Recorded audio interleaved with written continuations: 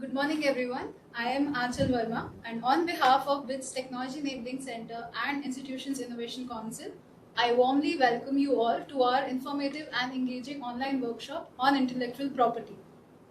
The National Intellectual Property Awareness Mission (NIPAM) was launched nearly 3 years ago under the government's Azadi Ka Amrit Mahotsav initiative by Department of Promotion of Industry and International Trade (DPIIT).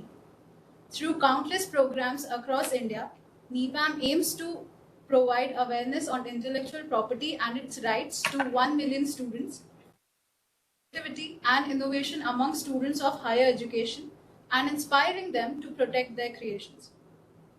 Today's session of NIPAM 2.0 is organized in collaboration with DPIIT, CSIR National Chemical Laboratory, and BITS Institutions Innovation Council.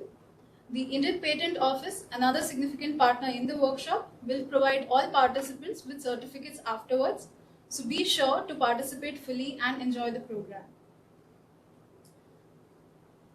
Our program today features 4 eminent speakers: Professor Deepak Chitkara, coordinator with Technology Enabling Center, who will introduce the tech intervention enabling innovations to commercialization; Dr. Nitin, Senior Principal Scientist and Head Intellectual Property Group, CSIR National Chemical Laboratory, who will share her insights on intellectual property for business; Mr. Rajneesh Kumar, Head Technology Transfer Office, BITS Pilani, will discuss technology commercialization from academic institutes; and Mr. Sahil Sheikh, IP and Technology Officer at BITS Technology Enabling Center, presenting patent search strategies and techniques. Without further ado, let's begin the workshop.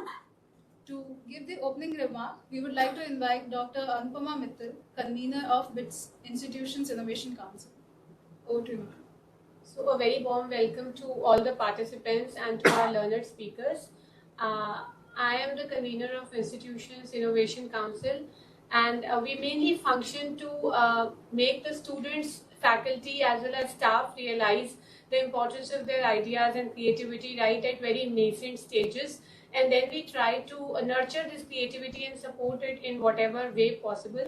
IIC was formally constituted in BITS in last year in February, and since then across all campuses of BITS we have conducted more than 120 events comprising of seminars, talks, hackathons, demonstration days, mentoring events, etc., wherein we are thoroughly supported by BITS Tech, the entire team of BITS Tech, and the various pre-incubation and incubation centers which are housed in all campuses of BITS.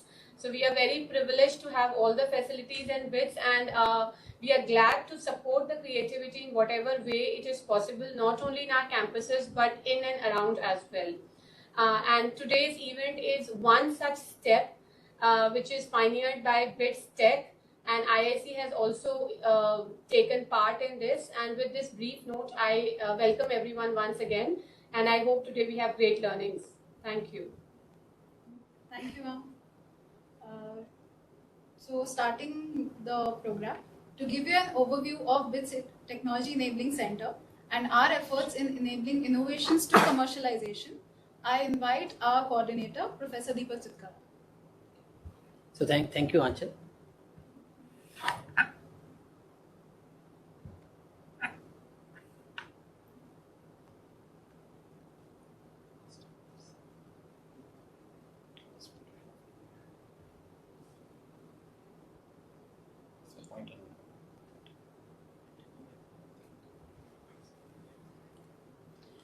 Okay, so thank you everyone for joining in today for this session. And as we know that, when we are looking at various aspects of commercialization of a technology, it has to take a multiple steps, and many stakeholders are involved in making any idea to reach the market. And that is where, we all come into the picture, be it the Technology Enabling Center or the IICs or other stakeholders like, having different industry associations, the government support, the IP side. So all these are required. Now, bringing these things together, what role technology enabling centers can play in enabling these innovations? That is, what I'm going to cover in the next maybe 5 or 10 minutes to take you overview, through the, what is the rationale of creating these TECs across India, and how anybody can take a leverage of these TECs. So first thing is that why these TECs are created. So there is a need for, if you look at the R&D which is being happening, so there is a lot of a rapid expansion has happened in this particular area, and it is leading to the economic development, but there is still a gap that is existent. If we see, most of the research is happening in the university system, and we are filing patents, the IP is being protected, and thanks to the programs such as NIPAM 2.0, where people are being made aware the importance of protecting their ideas.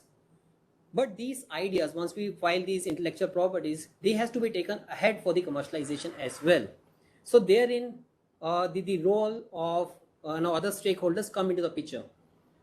Now DST has been implementing its these technology related programs since its inception, and this technology translation and innovation division of DST is supporting various programs, and one such program is this technology enabling center, where it has been realized that we can have more contribution from the university system and can improve the industry academia collaboration. So various technology enabling centers has been created across India. So we currently have DST supported centers. They are 22 in number at different universities, and you can see them on the map. And in Rajasthan, BITS Pilani has been given that opportunity to create the ecosystem. So the mandate of technology enabling center is to have bring in all the stakeholders at one place, creating an ecosystem, not only serving the university but the entire region. And all these technology enabling centers are also interconnected with each other, so that if a technology or if an idea has come up, say in the state of Telangana or in Kerala or in Maharashtra, and may have an application in the state of Rajasthan, and vice versa. So they need to be, they should have to be talking with each other. Also, we know that there are several problems which are existing in the industry sector.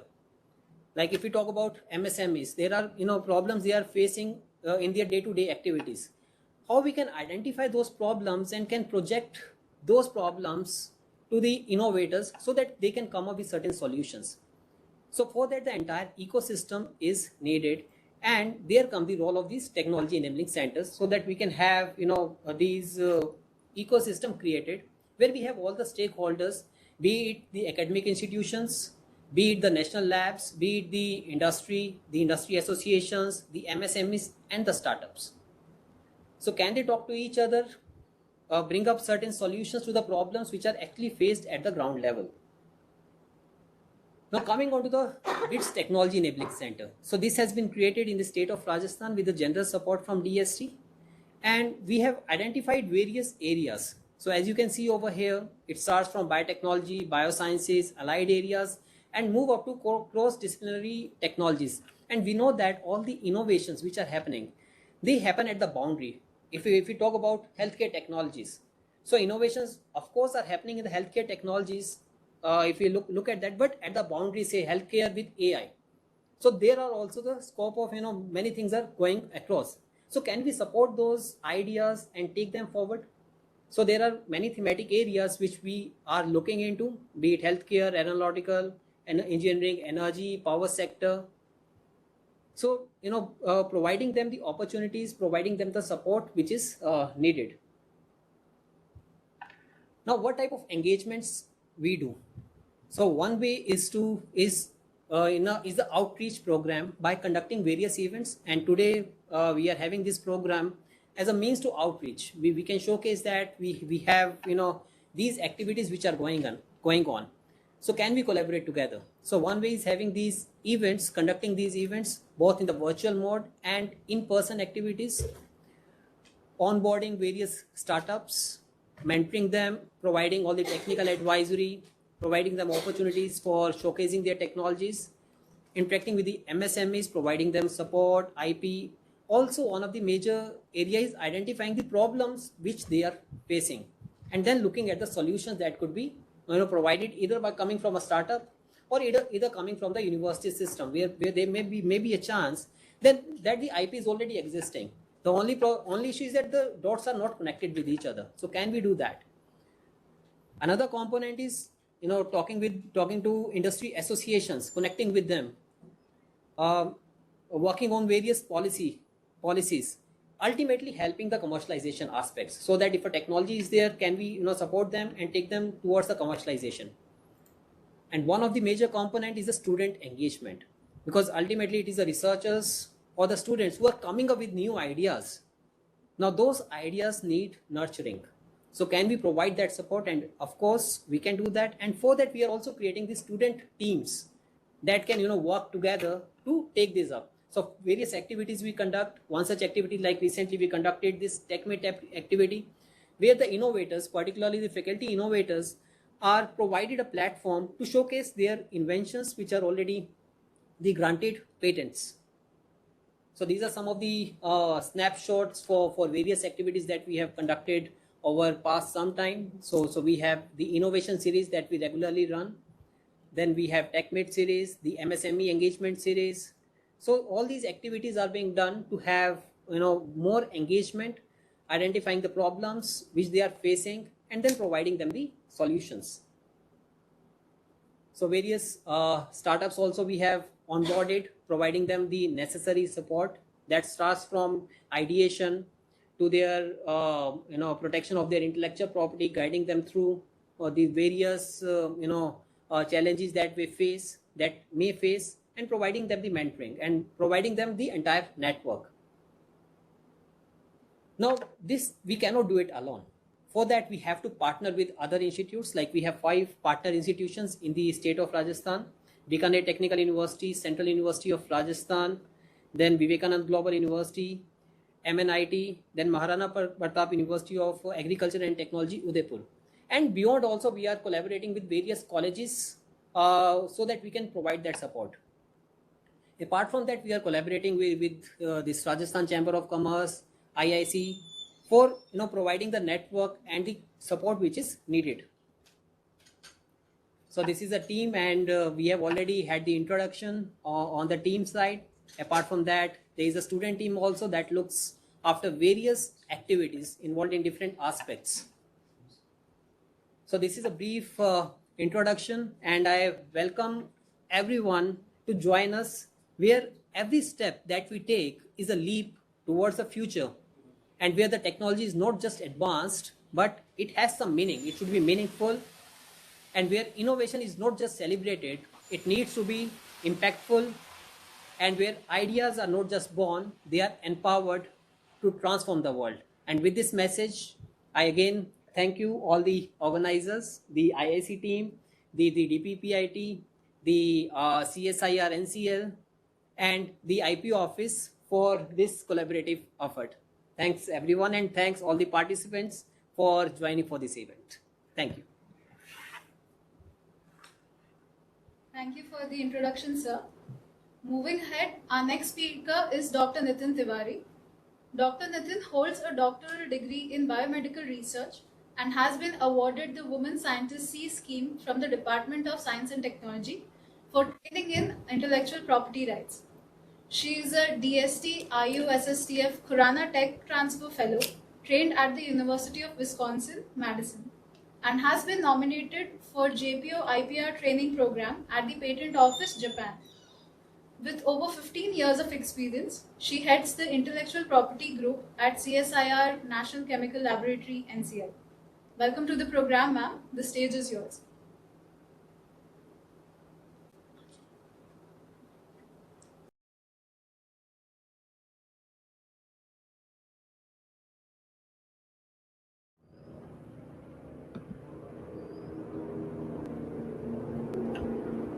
So can you hear me? Yes, Dr. Nitin, you are I'm extremely apologetic. This has happened. So I'll quickly start the presentation then. Sure, please. Okay. So my slides are visible? Yes, yes. Okay, perfect. Then I'll go ahead in interest of time. Is that fine? Yes. Yes, please, you can go ahead. Okay, perfect. So, the participants and organizers here, and very glad you could join for the talk. And today I would be talking about how to harness IP for business growth. I understand that the students and people who are not very IP savvy yet. So I have tried to pace things in a way wherein I will brief you about IP as well. What is IP? How can you look into those aspects, and also about how to use in business IP for business growth, which is a step ahead, as Dr. Deepak Chitkara was also telling. So it. Yeah. So before I start with today's talk, I would like to briefly tell about the organization I represent and the group I head. So I head the intellectual property group of NCL, and our aim is to protect, secure, and valorize all the research which is coming from NCL scientists, and to strategize the best possible ways to protect that IP. And the core staff of IP group is myself and Dr. Niranjan, and maybe at some occasion we all will meet soon. And part of our activities are outsourced to a law firm who has a representative sitting with us, and also we have the backend office supporting us because we work in diverse domain. And our activities are also supported by the technology management group of our NCL, which helps us in deciding the business related aspects of IP protection. So patent group, IP group decides whether or not it will be patentable, and the technology management group helps us decide where to file. And they do these technology commercialization assessments, etc., routinely, and help us with business decisions, because protecting IP is a expensive affair. Yeah, so these are some of the awards and accolades we have won. So recently we won the ASSOCHAM award for being the most patent driven R&D organization in 2024. In 2021 we won the CII IP Industrial Intellectual Property Award as a R&D institution for having the most diverse patent portfolio. These are some of the activities which we normally do. Like as expected, the patent administration, we are the receiving house for disclosures, assessments, drafting and prosecution of the patent applications, and other whatever IP we are protecting apart from patents. Records and databases. IP is a time bound activity, and we don't want to be putting publicly funded money into meeting with the delayed prosecutions, etc. So we have to ensure that our work is seamless and we do not miss any deadlines. So we maintain these records and databases. And also we are a publicly funded lab, so we have too many authorities to which we have answer as to how and where we are investing money. Material transfer agreements, joint invention administration agreements, and other collaborative agreements. IP group advises on the IP clauses of the agreements which are likely to be signed. And especially in case of material transfer agreements, wherein there is a outflow of the research material, or any research material is coming to NCL, we are very, very cautious that it is, the trail is clear, that any liabilities are very, very clear, who is bearing what. So we ensure by respective clauses, specially designed for the organizations in case of material transfer agreement, and similarly JIA for startups, etc. Also we have tailor made. Research support. So we help our scientists at the pre-planning stage, wherein we try and identify what are the patent landscapes of that particular domain. Is there a possibility of having a freedom to practice by the time this product is ready? Any infringement of our IP, protected IP, certain assessments, and prior art reports. So basically this is an exercise which we do for NCL scientists to ensure that they are not investing their time and resources into developing something which is not needed in the market, or which has already been like worked on. So not reinventing the wheel. And we also do this exercise as a consultancy project for our third parties as well. Industries have approached, and we have done this in past. awareness and promotion, something like what we are doing right now. So we are committed to sort of upgrading the IP ecosystem of country, and we have been part of various campaigns at a government level, and we have been contributing to the best of our capabilities in improving both IP and tech transfer and startup ecosystem of the country. Portfolio and investment management is one exercise which we do very, very diligently, because we believe that in any case, whether it is an institution or it is like privately funded institution or publicly funded institution, every time the business strategy should be integrated with the IP strategy. We should be investing only on things which we feel that will be useful in coming say 10 or 5 years, depending upon the short term and the long term goals. And we do this exercise internally. We maintain a portfolio of around 1,000 patents in different countries. So we have to be weeding out certain patents as our technology areas have evolved. So we take a very, very informed decision where we will stop investing in IP and where we will be doing it. And marketing, valuation, and licensing. So something what Dr. Chitkara was telling some time back, that we have to map the solutions to the problems, if not the other way around every time, right? So if we know there's a problem and somewhere we come across a solution, we have to be pairing two. There have been very I would say in-depth exercises which have already been done by Government of India in the past, but this marketing bit is our way. We try and connect with our stakeholders. So basically a publication does tell about existing technology, but we take proactive efforts in designing, say, one pagers for technologies, explaining science, high-tech science in very simple languages, so that the business decision makers and all can understand what is being offered. And we proactively approach companies. We have a searchable database for technologies. Then we subscribe to certain organizations which publish this information as well. So these are some of the activities which we do, and to tell people that we have a technology solution here. And needless to say, we identify the questions standing in the particular field. So we are working on those problems only wherein the solution has not been found for a long time. So this is one exercise. And valuation. So unlike malls where we find MRP put on the products as soon as it is there, this technology valuation has to be arrived at depending upon what several factors, like who's funding, what are the inputs, who is giving scientific inputs, who is only funding. So all these things have to be worked out so that we arrive at a valuation of the technology, and we can peg to the person who is coming to us. And then we're taking up various sources, various modes of tech transfer, like licensing, assignment. So these are the activities which we do, and this activity is what we do with the help of our technology management group. In terms of numbers, we file under the umbrella of CSIR, our parent organization, which has other 737 labs under the umbrella. And CSIR is the topmost grantee of the patents, and NCL contributes to around 33%. We would have been the third topmost organization in terms of patent grants. And though this data is reflected to be of 2015, but I'm putting it here because the trend continues as per this current patent office annual report.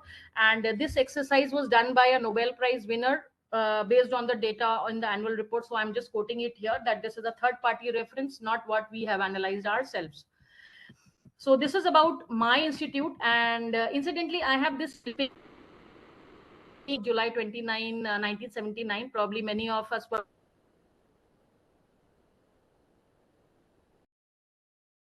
BITS Pilani, your institute, when it was established, and it talks very good things about. So I just thought of sharing, and as soon as I decided that I would be doing this talk, immediately I got it in a journal I was reading.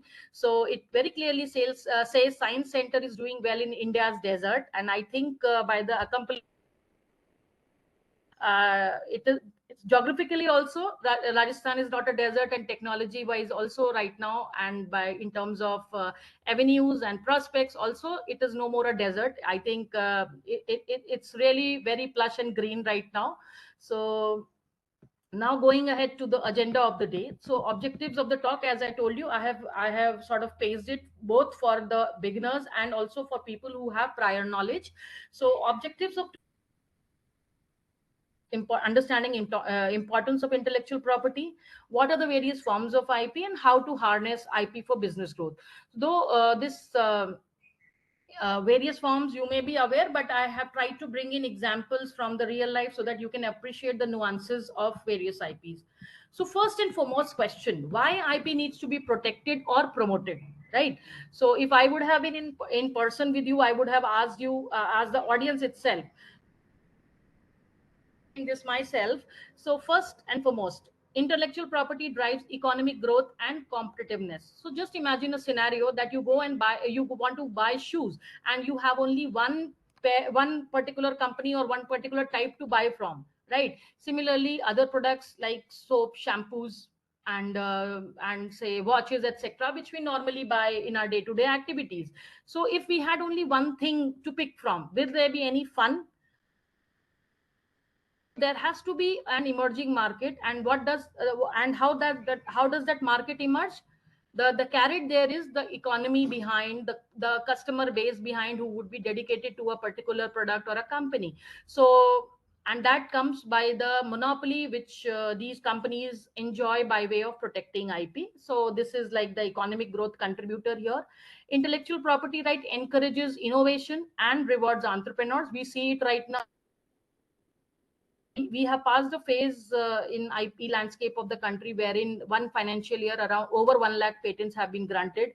The filings have increased by say 26.4%, and Indian filings have increased more. So this all reflects this particular aspect in action, like how it is encouraging innovation. People see and they are motivated. Okay, I will also work on this. Maybe I can work around and find a solution to a particular problem which is still existing in this particular. Rewards entrepreneurs. So in entrepreneurs, they have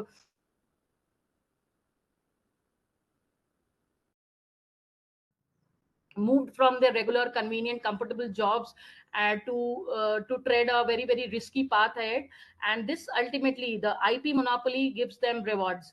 Intellectual property creates supports and high-paying jobs. So this is one of the questions which I get in almost all of my workshops. What are the career options in IP? How want to be stuck with the mainstream research, the wet lab? So my answer is that IP is a dry lab research, and you can have many job options here, like being a patent examiner, being a patent agent, being associated with a law firm, be a freelancer, and maybe on an advisory role to companies for IP strategies, etc. You can be into analysis of IP as well in case you have an analytical mind, and you can there are jobs called the technology managers these days. So all these can be picked up from depending upon your skill sets, whatever you have, because every job in IP requires a different skill set, but underlying is the communication skills which are must for any job in IP. So I conduct separate workshops for this, so I will get back to this later. Then intellectual property helps generate breakthrough solutions to global challenges. We have seen this very, very closely during we realized that all scientists had come together to find solution to the to find solutions for the vaccine we much needed at that point of time as a race of humanity as a whole. So we have experienced that. Then to provide incentive on a feedback loop. So once you reward somebody, if you give a carrot, then the person is doing things again. Improve the state of the art, improve the level of the technology, and obviously it turns out that it also helps get products, newer products in the market for making life easier or comfortable, or saving our time, etc. Due credit and recognition to the creators and the inventors. Yes, it is always the beginner's advantage. So people get that that being the first creator or the first inventor of that particular technology, that's a very, very required recognition. Ensure technology, you get money out of it. This is relevant for the R&D organizations, academic institutes, and universities which transfer the technology. And when this technology is converted to a product or a service in hand, or rather an invention is converted to an, then again there is a chain of money which starts, and people then keep on sort of reinventing or adding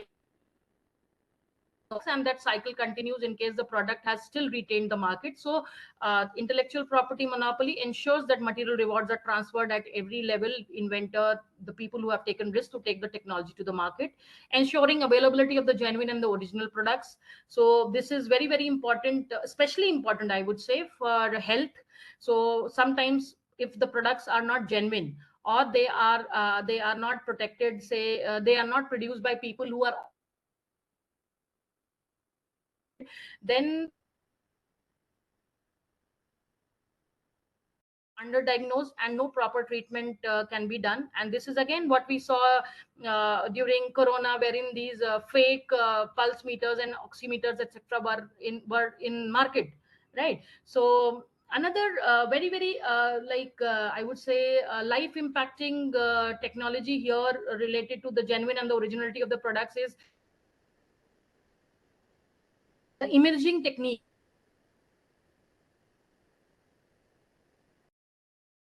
MRIs, and the PET scans, etc. So all these are products of protected technologies originating from startups or collaborations of universities with companies. So all this ensures that this technology is duly protected.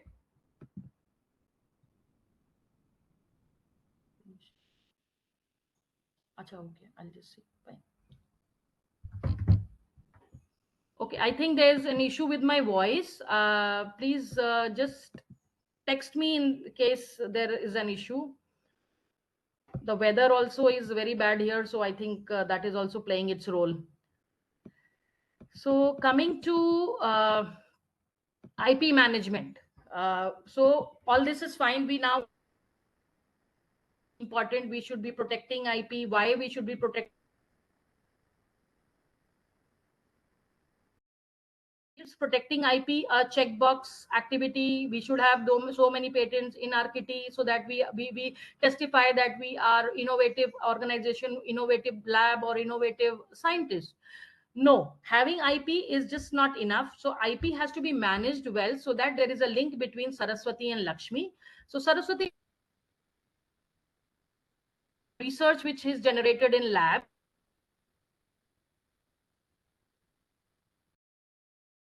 and if that IP is protected well, managed well, then we can have Saraswati coming out of the way of tech transfer, technology commercialization we discussed earlier. So IPR is basically a tool for effective knowledge management, whatever knowledge is being generated in a company or an organization or a research institution or whatever. This is all, I would say, Gyanam Paramam Balam. So knowledge, we are pushing ourselves towards knowledge economy from manufacturing economy, and that is very, very well echoed in the motto of your organization. Is the voice better? Can somebody tell me? Yes, it's fine. It's better than before. I have tried, so please bear with me. I'm highly apologetic for this mess up today. So Absolutely fine. Please go ahead. Yeah. okay, so coming to this it. So it is like here I have written only patent leverage, but it is in general IP leverage as well. So I will borrow words from Archimedes for explaining this picture. That he said that if you give me a lever and a fulcrum to put it on, I can move any load on the earth. So here the fulcrum, which you are putting the lever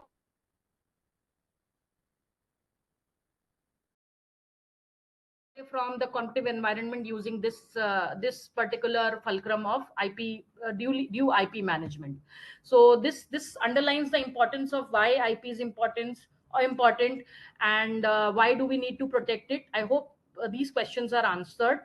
Now coming to various forms of IP. So whenever we talk, only meet answers me patents, trademarks,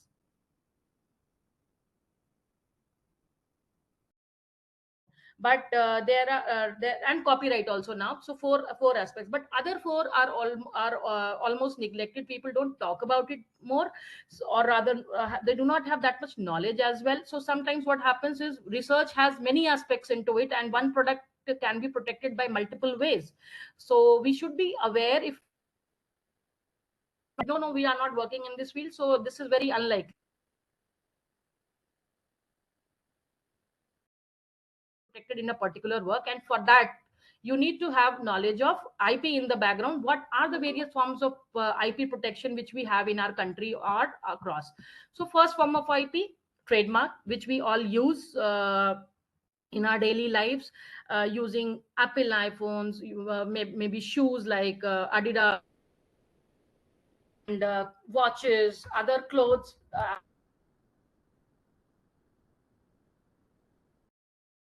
So it's a trademark. Trademark can be a very any word, sign, logo, combination of words which can be used to identify the products of a particular trader.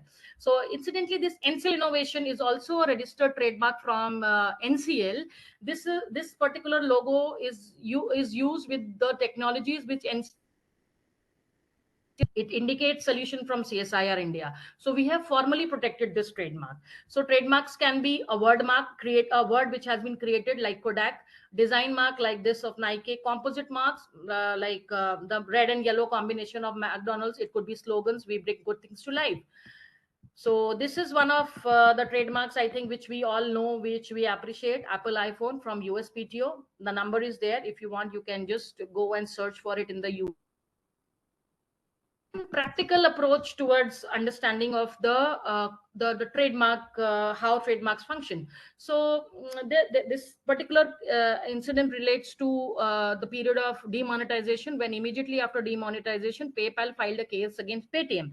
So we all know Paytm is an Indian mobile wallet company, not doing very well recently, but at that point of time it was I think the only platform which was used for payments, mobile wallet company having MNC operations.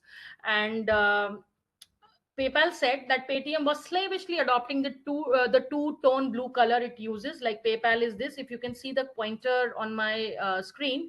So this is the PayPal blue tone, and this is the Paytm blue tone, right? So if we just look at these two, it looks very similar, but on a closer analysis, a deeper scientific analysis, courts found that were not identical, and they were like almost of two different grades.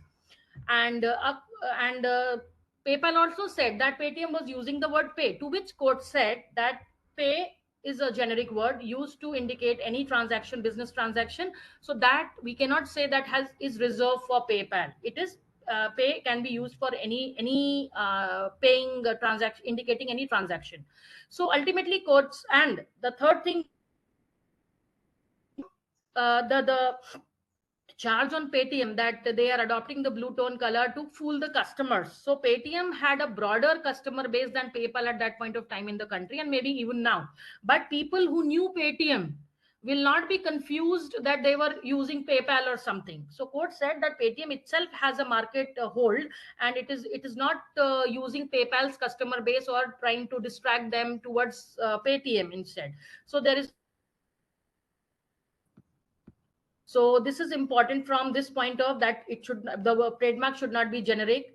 If you file in a black and white, it covers all color combinations, and the customer base is also important. And this because the audience has maybe start the entrepreneurs itself also. So there is a message for them that whenever you start any services and you see that services or selling products, you see that the particular, you may think of protecting the trademark in the first go. Trademark and domain names are the first things we should try and protect, because what happens is, suppose you have a successful product but not a protected trademark, somebody can replicate your work, reverse engineer your work, get the products in the market, and start poaching your customers, right? So in the court, if you go, even after having the beginner's advantage, you are supposed to prove that you started to have your trademarks and domain names protected at the earliest, if you feel that the product is picking up. And for startups and entrepreneurs especially,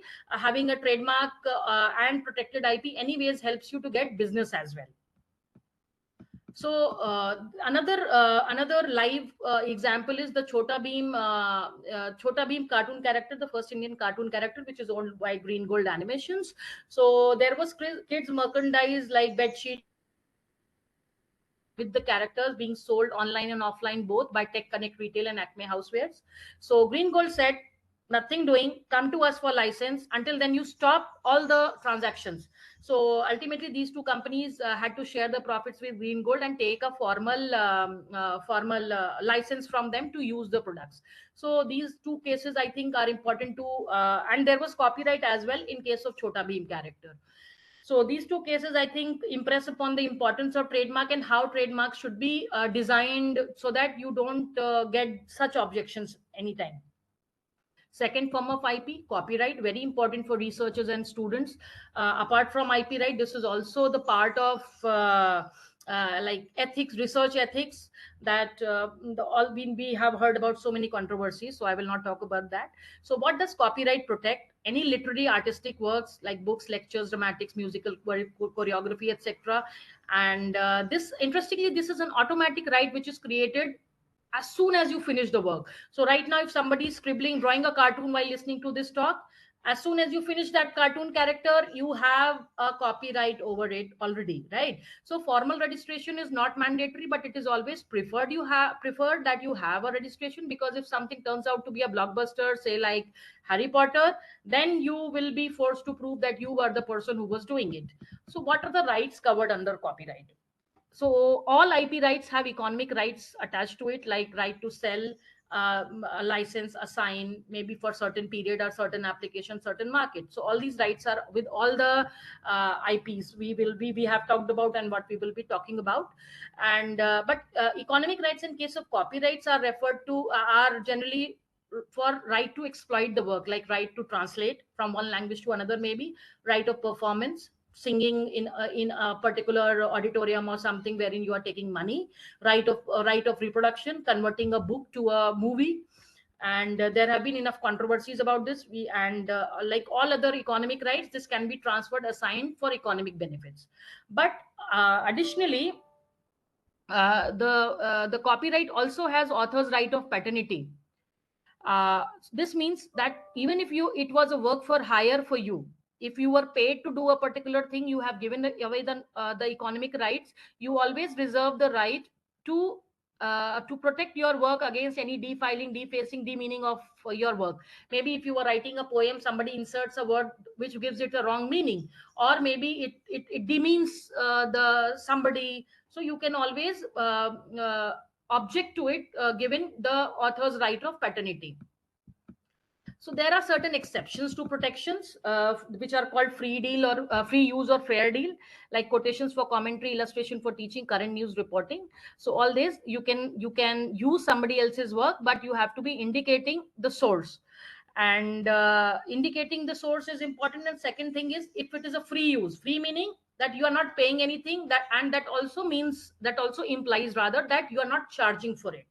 For example, the current news reporting. So sometimes we see that the broadcasting rights of sports, certain World Cup and all, have been given to certain broadcasting companies. And whenever other news channels are flashing it, they always say courtesy that particular channel, say ESPN, Geo Sports, etc. So they are acknowledging the source. They are not making money out of it immediately, because they are not like using only clips and all. So this is very important for free use or fair deal. And I have got a practical case to show what does that mean. So this picture of Obama was clicked by Manny Garcia, who was associated with he was a freelancer associated with Associated Press. And this picture of Manny Garcia was used by Shepard Perry to prepare this hope poster, which was used during Obama election campaigns in 2008. So there was like some sort of unhappiness with Manny Garcia seeing his picture being used for this poster. And that was US, so there was an out of court settlement in which the profits were shared. But the case is important to understand that what Manny Garcia said, in light of what Manny Garcia said, I was very happy with what Shepard Fairey did to my picture. My picture would not have been so famous if this hope poster was not prepared. But my issue was that anywhere my permission was not taken, and the source of the originator's credit was not due, which was not given to me. So these are the 2 points for copyrights which have to be remembered. Third form of IP, geographical indicators, like indicators of the geography of the particular product, maybe naturally produced, agriculturally produced, or produced by people around, by a group of people who are living in the particular area. So geographical indicators are sort of trademarks only, but unlike trademarks, they are not owned by company but by a group of people who come together as a society and do this do and sort of market their own work. So some of the examples, very well known examples: basmati rice, Darjeeling tea, Kachipuram silk sarees, Alfonso mangoes, Nagpur oranges, all these are GIs. You all must be knowing about it. There are a couple of GIs from Rajasthan also, and a very interesting site if you see how many GIs from Rajasthan are protected from your nearby areas. So coming to again one live example, they've got Alfonso mangoes. We all have heard about Alfonso mangoes. Have a lot of economic value because they are exported. They have unique like fiber and taste and color, etc.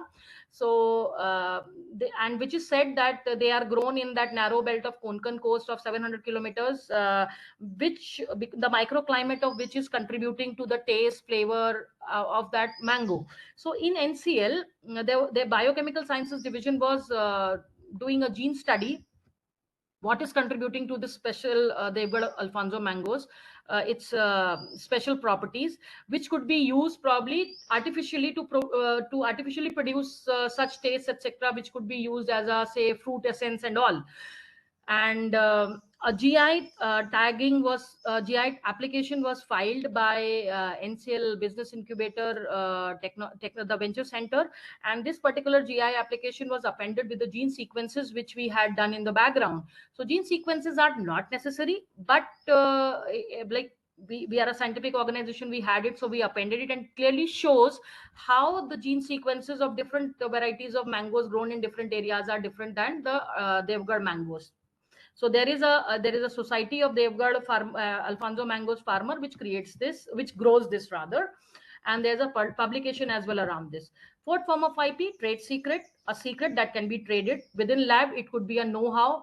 In case you're working with softwares, it could be some algorithm and all. You don't you keep it secret. And in say biotech, it could be some hybridization conditions, cell lines, customers list formulae, etc., which you may be working on. So this is about trademarks. Industrial designs. So industrial design is again very critical for impact on the market of a particular product, because based on industrial design only we pick up a particular product from the market shelf, right? Maybe we explore it later for whether or not we are finally buying, but the first decision of picking a particular product is based on industrial designs. Company like PNGs and all have trained designers who regularly work on their on the designs of the product, and they have a philosophy that the design should be talking to customers, so that is the impact of designs. So basically industrial design registration deals with ornamental or aesthetic aspect of an article that enhances the visual appeal. So this is for the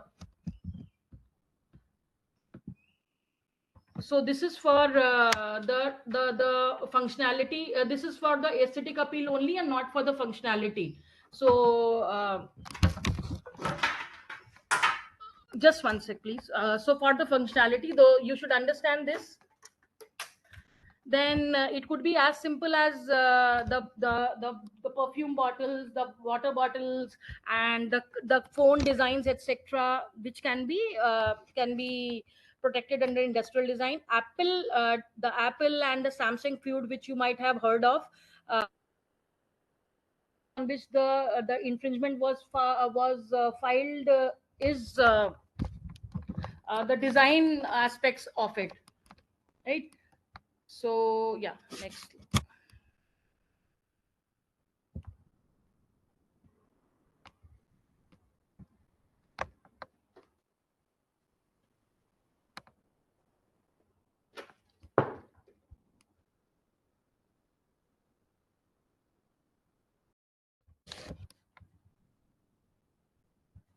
So the protection received is only for the aesthetics. It is not for the functionality. So we should understand that is the point to highlight. Then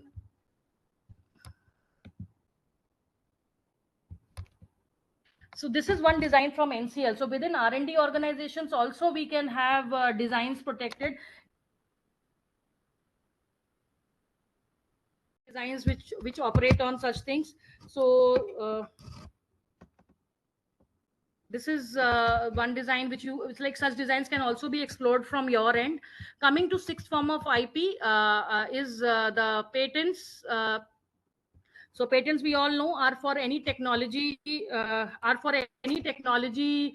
We can get a patent, whether a product or a process. So the patent from making, using, or selling your work without your permission.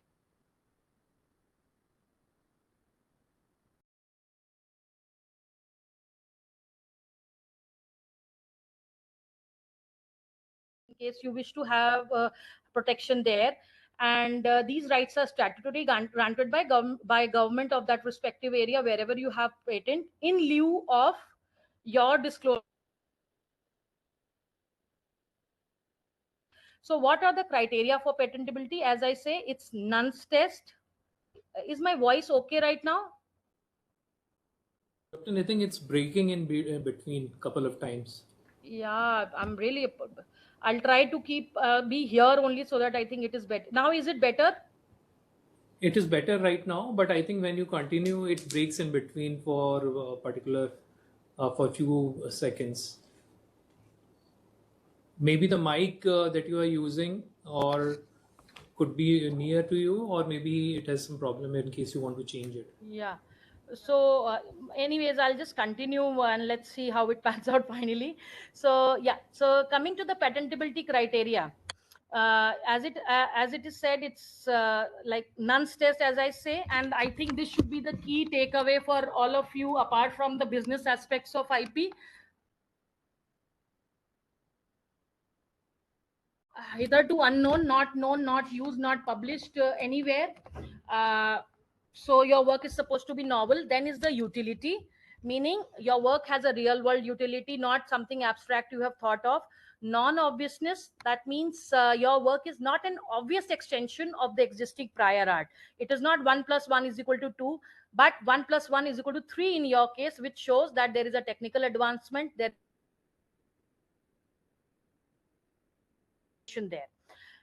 First, S for nonce test stands for statutory patentable invention, meaning that there is a list there's a sort of demarcated inventions in each jurisdiction, which cannot be patented even if they meet the patentability criteria. Like like in India, method of treatment, method of surgical interventions are not allowed. US allows that. In India, US allows that. EP also doesn't allow that as such. So there are different rules for this particular aspect in different jurisdictions. So whenever we are filing in multiple countries, we have to be making sure that we are adhering to this particular clause of their law.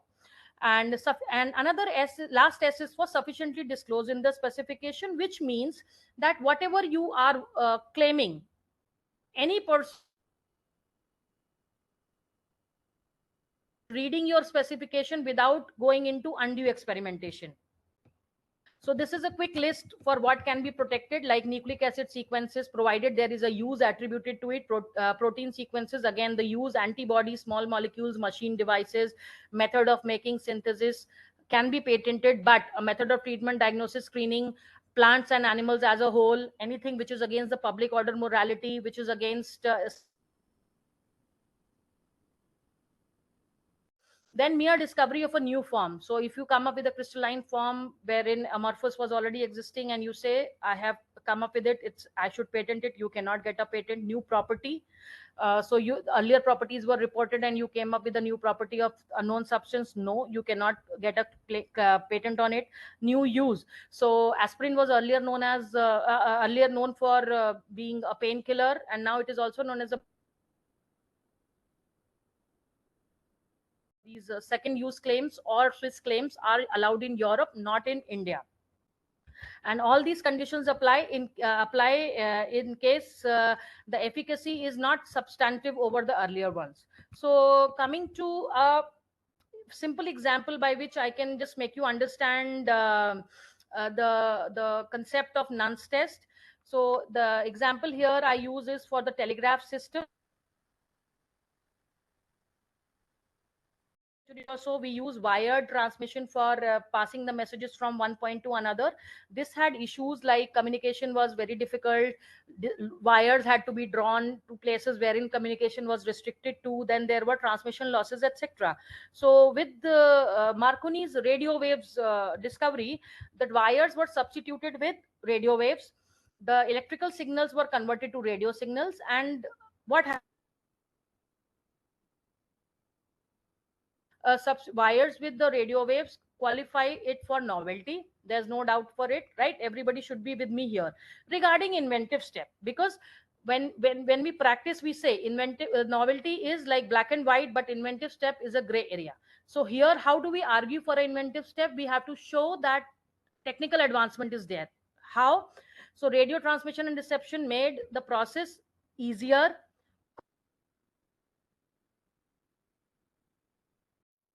So this is inventive step.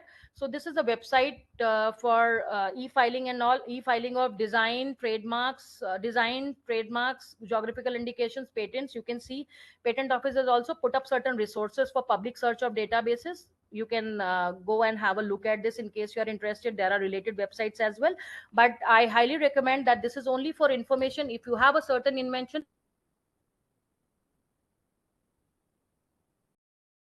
that I will file myself, or I will draft myself, please don't get into it. We should have professionals who assist you, so that the law and the science both are covered equally.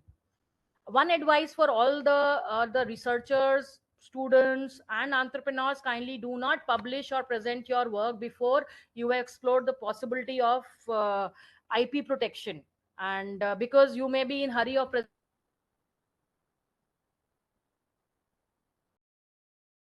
but all that can kill the novelty aspects of your own work. And this also includes any blogs, any emails you write by the end of the day telling how good this went. And now even social media, you put some things, so that can be novelty killing for your work. So please refrain from that. Seventh form of IP: integrated circuit layout designs. So we might remember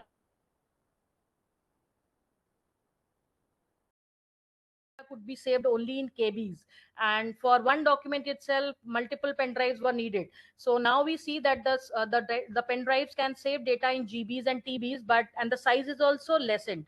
So how has this happened? It is because of the miniaturization of the circuitry inside.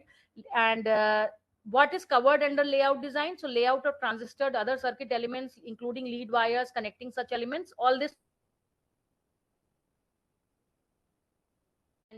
has a lot of economic impact, just like, and social impact as well, just as I told you about the pen drive, right? So these inventions require a lot of money and time to come up with. They are easy to copy. They cannot be protected by traditional methods like patents, because sometimes novelty bar cannot be meant in case it is only a miniaturization, right? And patent takes 2 to 3 years of grant, while these technologies phase out very quickly. And we have the semiconductor integrated circuit layout design registry. This is the website. In case you are interested, you can have a look. So we see certain design registrations have certain semiconductor design registry has been done for ISRO and Bharat Electronics. Eighth and the last form of IP is protection of plant variety. As I told you, method of horticulture, plants as a whole, they cannot be allowed a patent. So still there variety which are impacting our lives, like the crop resistance, etc., the content of oil. So certain plant varieties are being active, are being sort of worked on to yield a very good impact. So that needs to be protected, and the people who are working on it need to be incentivized, so that they keep on working and they continue the impact they are making. How does that happen? So because the patents are, so there is a separate law in India called PPVFRA, Plant Variety and Protection of Farmers' Right Act, under which these plant varieties can be protected. Just for like patents, we saw it is nun's test. Here, in case of plant variety, we have a DUS, where D stands for distinctness, as in whatever you have worked on is distinct over the earlier existing varieties. Uniform, it the your change different in different plants. Like if we see a pink flower here, it should not happen like that, and the changes you have made should be stable. They should continue in further generations as well, and not be restricted to only one generation and then fizzle out. And for this particular registration, you have to submit the seeds of the variety you are claiming, so that this can be tested for these aspects, and then you meet the formalities and payment of fees, etc. And US, as I told you, allows plant patents for X, which I have done. In all jurisdiction, the nonce test prevails for patents. Novelty is necessary for any form of IP. That's the bottom rule. This is a website for plant authority. You can have a look for registration of new and extant variety, and online applications, etc. Can be done. In case you have some work related to this, you can follow this. So this is a summary for different forms of IP, just sort of a take home message. 20 years from the date of filing, provided you pay all the fees. Copyright for original creative or artistic forms, which is from creator's life, 60 years after the creator's life. So we heard few years back Rabindranath Tagore's work were out of copyright. So trademarks, distinctive like indications of products or services, 10 years can be renewed until the trademark is maintained, the quality is maintained. Industrial design, aesthetics, external appearance, 10 years can be long as you can maintain it. Geographical indication, 10 years can be renewed for another 10 years. Semiconductor integrated circuit layout designs, 10 years from the date of applications. And plant variety for 15 to 18 years, depending upon the type of plant you are seeking protection for. Now coming to IP management part of it, right? So until now we have learned that why IP should be protected, promoted, what are the forms of IP, and how we should explore different ways doing. How do we connect whatever our research to protected IP is what is IP management. So when we have IP in hand, protected IP, valid IP in our hand, we can first increase revenue through litigation. So companies generally do this as a strategy, that they allow people to infringe their patents, and then they say that, okay, now I will file a suit against you for the infringement you have been doing. Right. So the classic case here is the Apple 537 billion US dollars against Samsung, and industrial designs and few patents were questioned here. Against Samsung, the case was filed in US, while against Apple, Samsung filed the cases in Japan, Korea, and Europe. And there were like few things, in few aspects Apple won, few aspects Samsung won. Eventually there was an out of court settlement, and the technology Apple. Then revenue through licensing or renting your IP, like we do normally in research organizations, because we do not have manufacturing capacity. Develop reputation as an innovator or prestige. So yeah, this is one of the most crucial things. So these days, once we have IP protected, our chances of getting a funding on a new project improve, because right now, apart from publications, patents information is also being asked, so that helps. Then defensive also, it can be sometimes defensive. That means if I have something, I don't protect it myself, but I have a publication which will not allow other competitors also to protect it, not to monopolize it. This is very important, especially for research organizations who are focused into particular aspects, and more so for public. If some company files a case, files, technology doors will be shut on them, on the research labs, national labs. So national labs have to be proactively looking at this aspect and file for IP protection as soon as possible. And also, these are all the direct forms wherein we are using IP, but the IP information is also a source for making up good business. How? I will just talk about. Yeah, this is the list of companies. If you see the topmost companies, the brand values: Amazon, Google, Apple, Microsoft, Tesla, Samsung, Walmart, mostly US companies, but we see the products, we use the products of majority of them. I have compared the brand value of companies for over a period of 20 years. Majority of them, majority of them are same, like 16 to 17 are same for 20 years. Only newer now we also have Meta. If we consider Meta was not there 20 years back, but more or less these companies, the top, the changes might be in position, like they may go from 15 to 4 or so, but their presence in the top 20 companies has remained. What is the reason behind that? Let's understand that. So they have protected their IP, they have managed their IP well, so they can maintain their brand values, because eventually IP is also related to brand value. How we perceive, how innovative are we are conceived as a organization. So, and these companies continually they keep on innovating for the sake of customers attending the needs. Okay, yeah. So coming to real world example,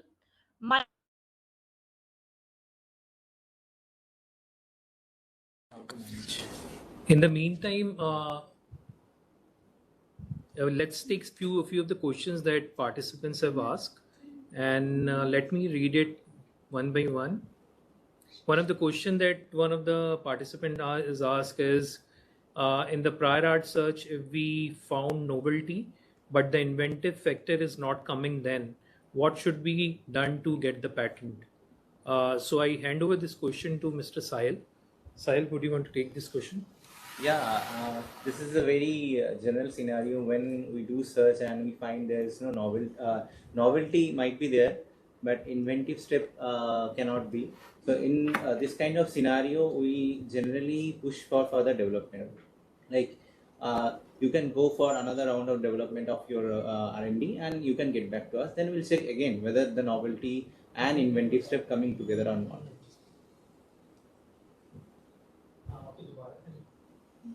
Sahil, there was another question. So Shweta Mishra has asked ki, in the prior art search, if we found novelty but inventive factor is not coming, then what should we do to get the patent? Yeah, you cannot get patent without inventive step. It's a crucial thing, and inventive step is the heart of the invention. So if your heart is not running, how you can get patent? So in this scenario, you go for further round of development and you come back again and see whether your new product or new whatever research is coming up with inventive step or not. Sure. Sure. Thank you, Sahil. Another question is, when we find a solution in the form of service and create the whole process, can we patent the serviceable process? You want to do that? When we find a solution in the form of service and create the whole process, can we patent the serviceable process? Yeah, if there is a technical merit is there in your serviceable process. So process from your question we can understand that there is a commercial value is there. So your utility part is done, but we have to see whether there is some inventive step or technical advancement is there or not. If it is there, then we can try for a process patent. Sure. I hope your query is answered. And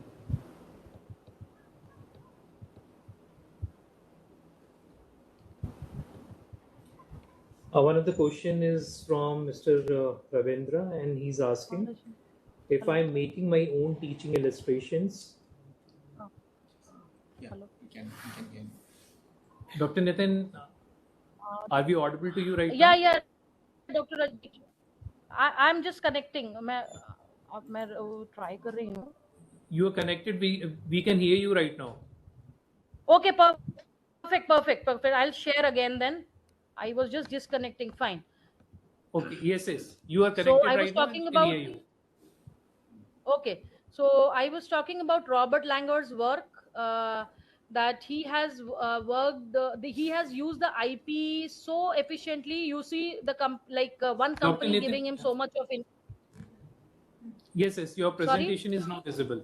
It's fine. You can go ahead, please. Your presentation was Yeah, not I'll visible. go ahead because presentation is not needed also that much. So I'll just go ahead. So Robert please. Langer had made so much of generated the income for his one company. So just imagine for 40 companies which he has come up with, and majority of his companies have been bought out as well from the campaign itself, like with companies like Johnson and Johnson, they have bought out his startups. So this is talking about international companies, but I think BITS Pilani has a long history of successful startups from the alum entrepreneurs as well. So Swiggy, Red Bus, Sundays, so all these, I think they have lived the path we are talking about right now. So coming to success stories wherein IP can be used as a tool for business. Am I audible, Rajneesh ji? Yes, you are. Please go ahead. So bear with me today. So IP as a tool for business. First example I will give is of Pliva.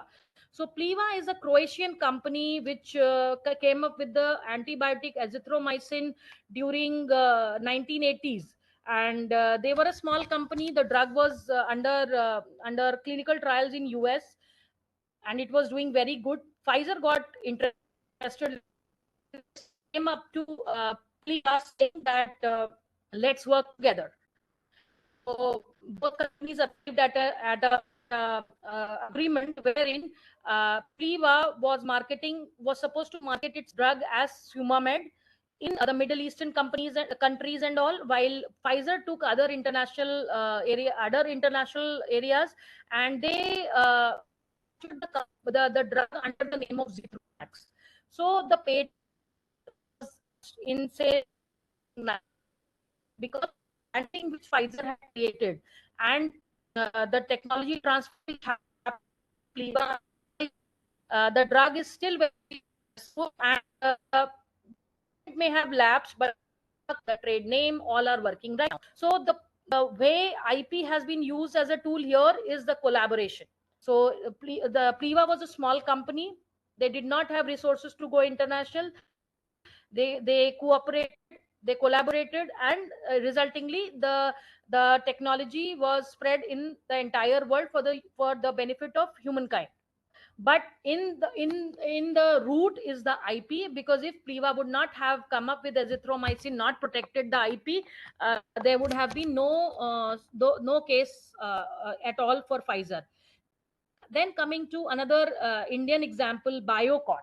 So we all know Biocon, Dr. Majumdar Shaw, very I would say a dynamic lady to start a business in area of biotechnology when not much was being done in country. So she was a student in Australia. She came back to work in the brewery industry with her father, but somehow things didn't work out. She started her own enzyme manufacturing company from her garage. In 1988 or so, she got in an Irish partner also with her, which partnered with with the manufacturing of papain. So papain is a proteolytic enzyme, and which saves the beer from being frothy, turning white, and the taste and all changes. So this enzyme was used for preventing that in the brewery industry. Then Biocon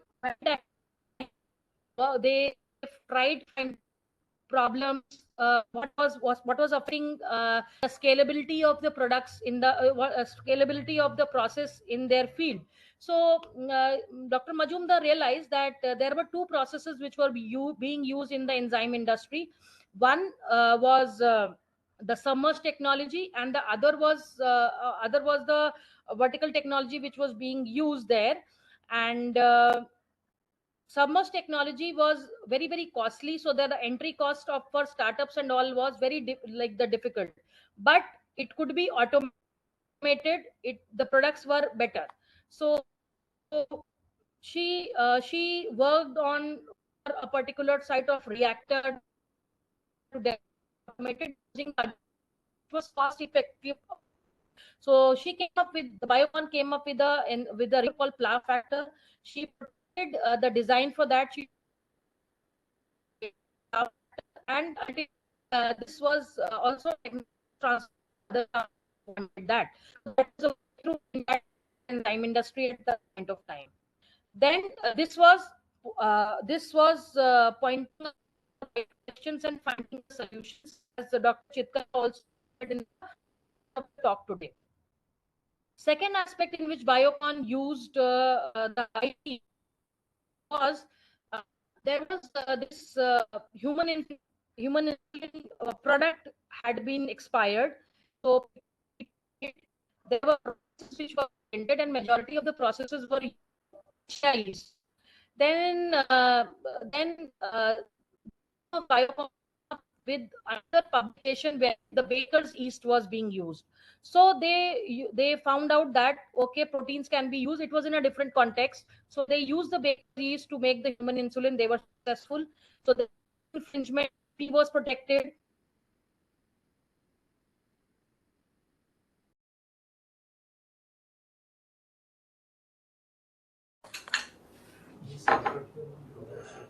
So while we are trying to connect with Dr. Nitin, let us take one more question, Sahil. So Markand Bhalerao is trying to ask, but in the name of trade secret, anybody can hide information. Yes. Then how the regulatory agencies will ensure compliance from customer safety perspective? That's a very good question. Yeah, in this question, I think the formulation is hide, but whatever the effects are coming out from the formulation can be checked, because various laboratory and various agencies are there in our country which can check the outcome of that particular formulation without knowing the formulation. So they can do some kind of test and get the results. Okay, how is the safety and efficacy is working, and based on that they can certify them. So there's no issue that they must have to disclose their trademark, a trade secret. Sure. So all the necessary tests Yes. will have to be clarified before the product comes to market. And this is also called like proof of burden in case of court also, because if somebody is coming to you and saying, okay, I have like re-engineered your formulation, then in court will not force you to disclose your invention. Rather than they will ask the opponent party to prove like how you have re-engineered the whole formulation. So in case if you go to the court also, the proof of burden of proving is also lies to the other party. It's not to the source party. Sure. So we have another question.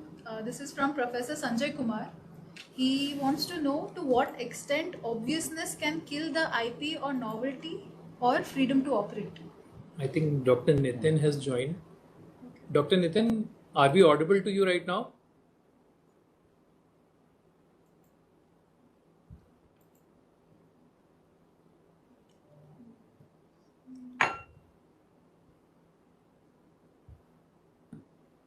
Dr. Nitin, are we audible to you right now?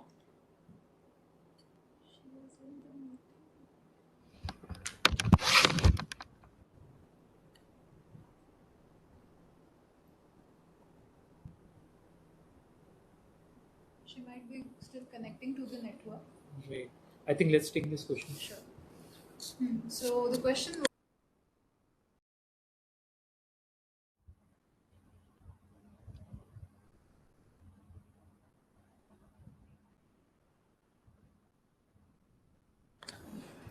Obviousness is one of the crucial factor in patentability, and it's very subjective. Like from controller to controller, it varies, and it's actually very tricky because Supreme Court of India has given like so many regulation and so many questions to ask whether your invention is really obvious or not.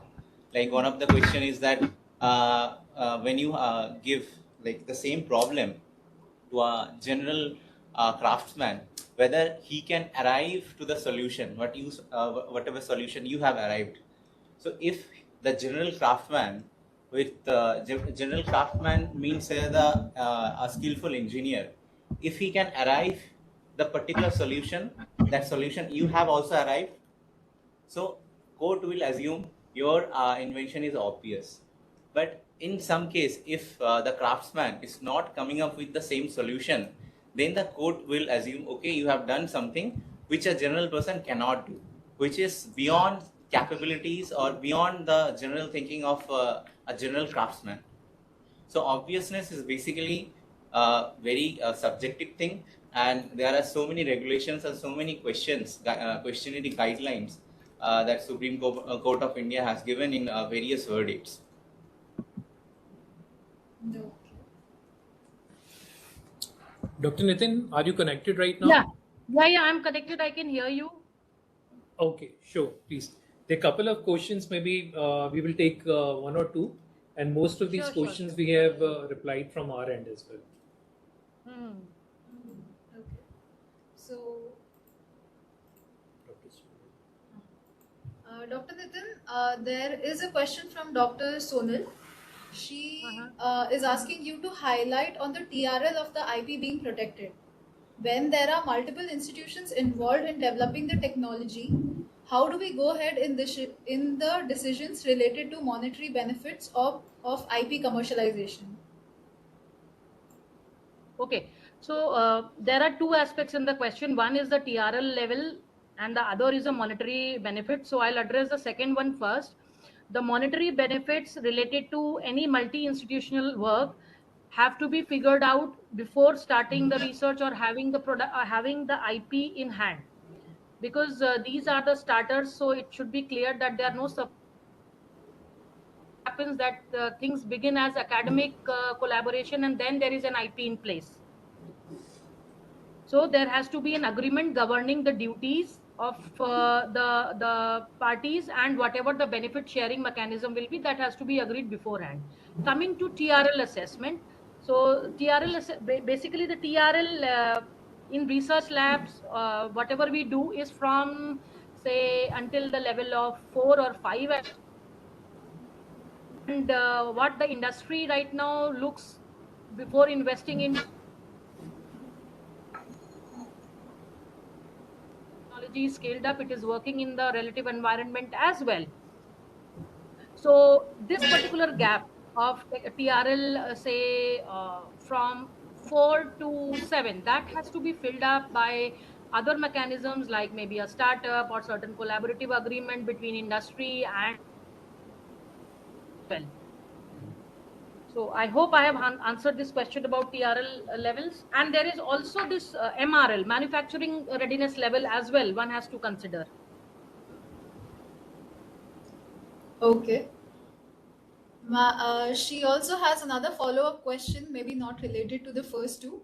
She is also interested in knowing the benefits of NCL scientists received in exchange of Devgar's Alfonso Mango research for GI tag. So NCL scientists did not receive anything because NCL was not involved at all, and GI is for the society of the farmers or people who have come together to get a GI. So we were a facilitator, we had no role for any monetary benefits. Okay, understood.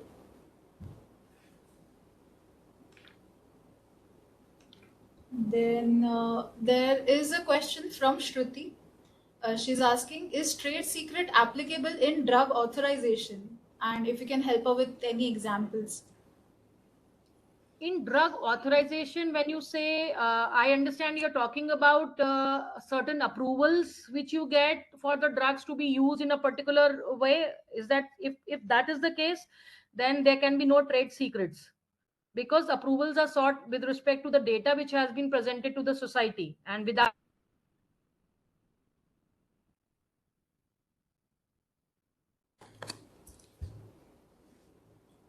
Okay. Dr. Nitin, if you don't mind, can you please switch on the camera I as hope well? I have answered your question. Yes, sir. Yes. If you can switch on your camera as well, we can take a picture. I might lose the...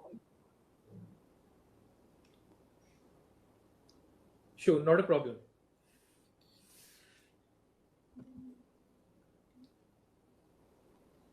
And there is a question here asking about difference between designs and design patents. So I just wanted to clarify here that design patents are granted in US. In India, designs are registered. Effectively, the essence remains same of the protection.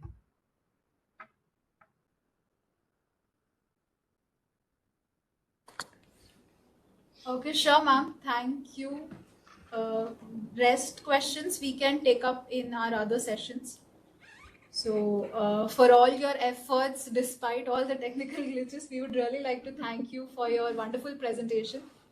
I hope the participants enjoyed as much as we did. If there are any particular questions that the audience might want to reach out to you, we ask them to write that in the chat box and we will pass them on to Dr. Nitin. Sure. I will So- really appreciate that. And I really thank all of you for putting up with this goof up today. No worries, ma'am. We all understand. It's a pleasure to have you today, and thanks on the behalf of BITS Pilani and BITS Tech for giving us this opportunity to collaborate with you and have this session today. Thank you all, Dr. Nitin. Thanks for your time. Thank you so and much. efforts. Thanks. Okay. Thank you.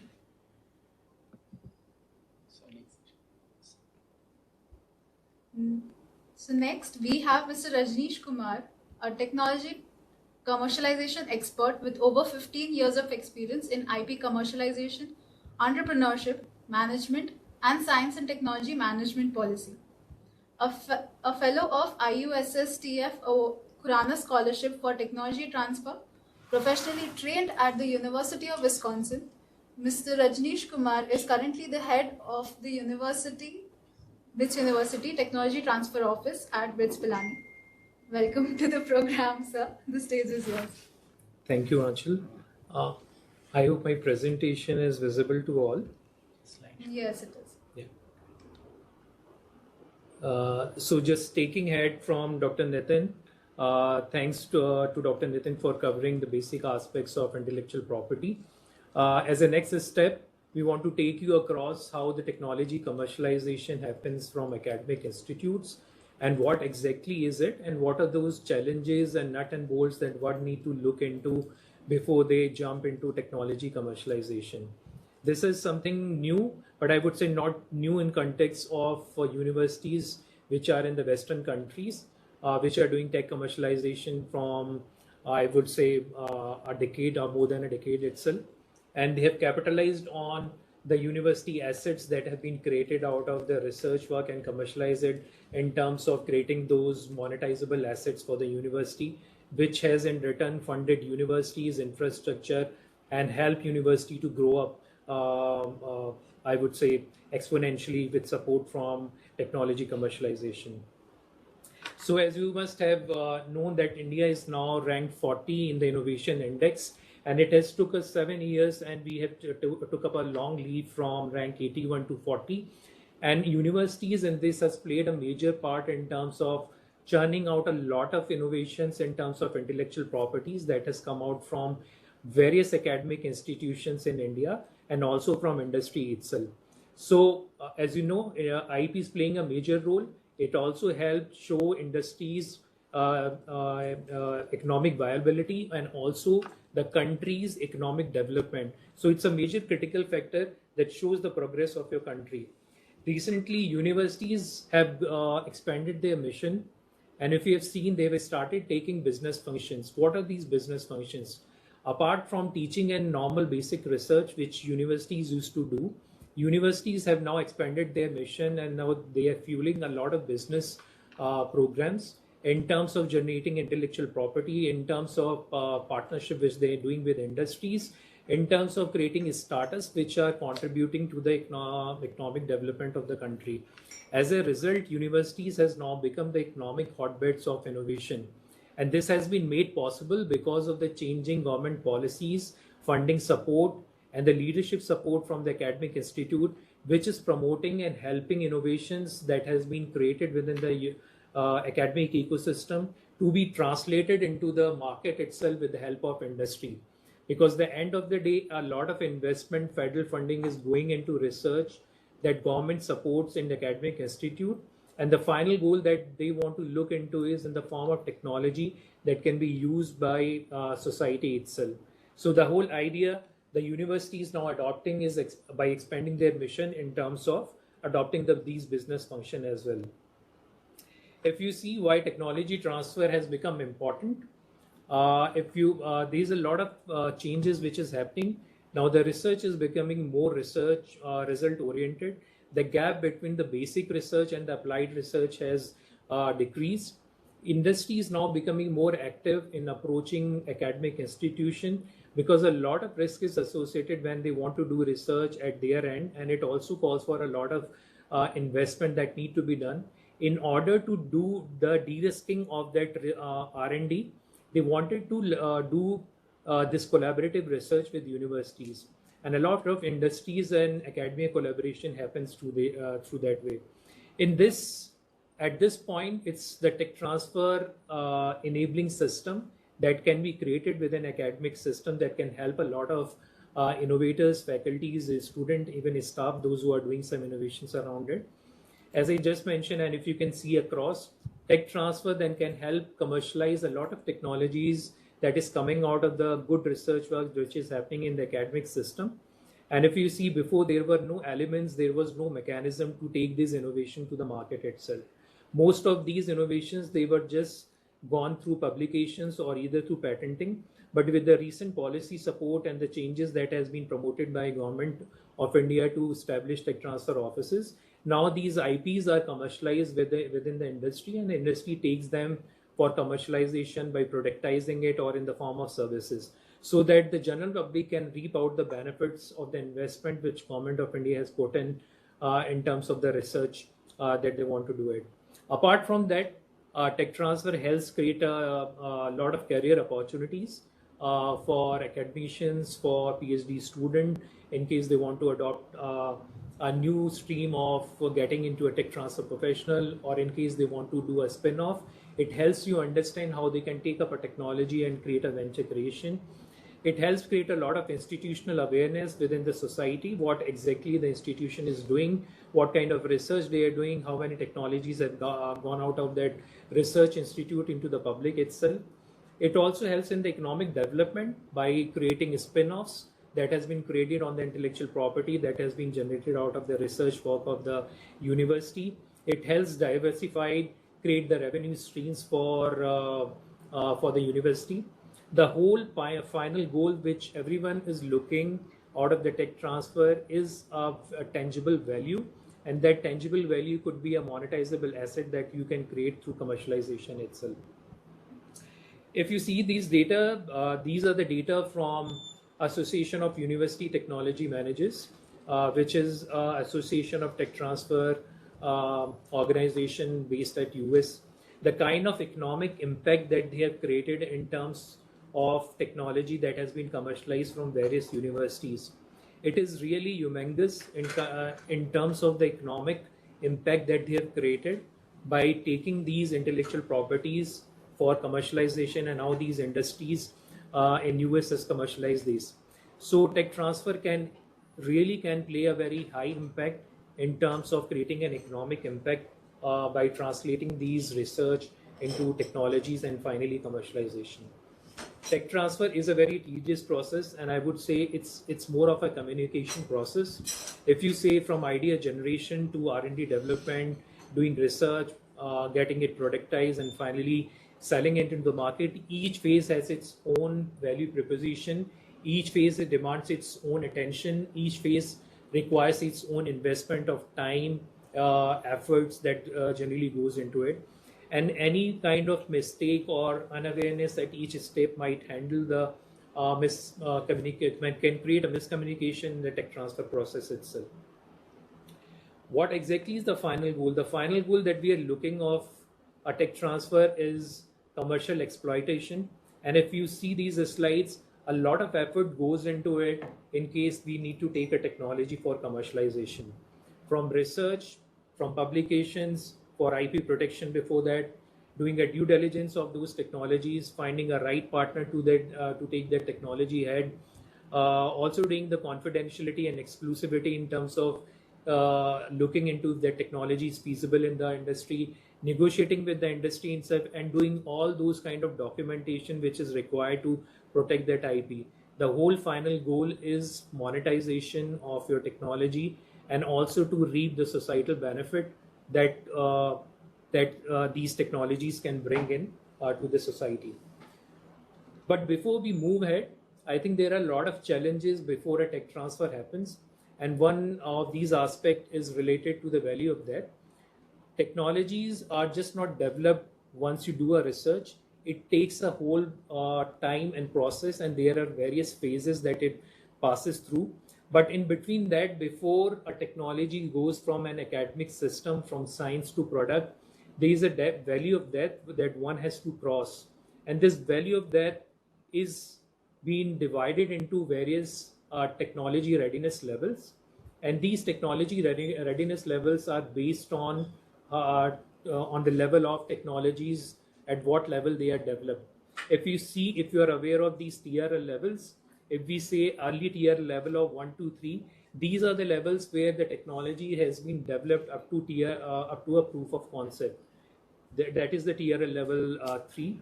But between TRL level 3 and I would say TRL level 6 to 7, there is a gap that exists that requires a lot of effort in terms of taking that technology to be in a shape that an industry becomes interested into it. Before it reaches beyond TRL level 7, where an industry comes and shows its interest, a lot of effort and lot of funding and a lot of technology development process need to be included in that in order to cross that value of that. And most of the technology, they naturally die because they don't find these resources, and they are not able to cover up this gap of value of that. I will not go into the detail of each TRL level, but the whole idea was to suggest that these technology readiness level are important, and the value of that is important in order to get a technology commercialized into the industry itself. As I mentioned, in order to cross this value of that, you need to have access to timing, you need to have access to resources, you need to have access to the funding and also the policies. Sometimes what happens, you develop technologies which may not be supported by certain national policies. For example, let's say if you have developed a technology for a bacterial technology that can be used for against the oil spilling, but the bacteria that you might have used is something that can create an environmental havoc, and the policies, national policies, does not allow you to bring that bacteria into a general open system, even if it is able to resolve this technology. So a policy might stop you in developing that technology. So it's also very important to comply with those policies. Similar things, a lot of things also happen in med devices technologies, pharma and drug technologies. So those policies need to be taken into consideration while you're developing those technologies. Funding is an important part in case you have to develop those technologies and take them from TRL level 3 to TRL level 7. Most of the initial investment that generally comes from Government of India or the federal funding, it helps academic institutes to develop these technologies up to TRL level 3 to 4. But industry is looking for much more than that, because at the end of the day, they want to commercialize the technology, and the technology readiness level which are developed at the academic institutions, they are at just a proof of concept, which are not good enough for an industry to take it forward. So a funding requirement is also there to help these technology get validated by various trials, by various mechanisms, where these technologies can be taken from TRL level 3 to 6 so that industry becomes much more interested. Obviously, the resources, sometimes these resources are not available within the academic institution. We go to national laboratories, we partner with different organizations to take these technologies so that they can cross the value of that across it. Before we move on the other aspect, we also need to understand one concept on technology push and market pull. In the academic institution, sometimes we work on the projects where we have a defined problem statement that we are working on.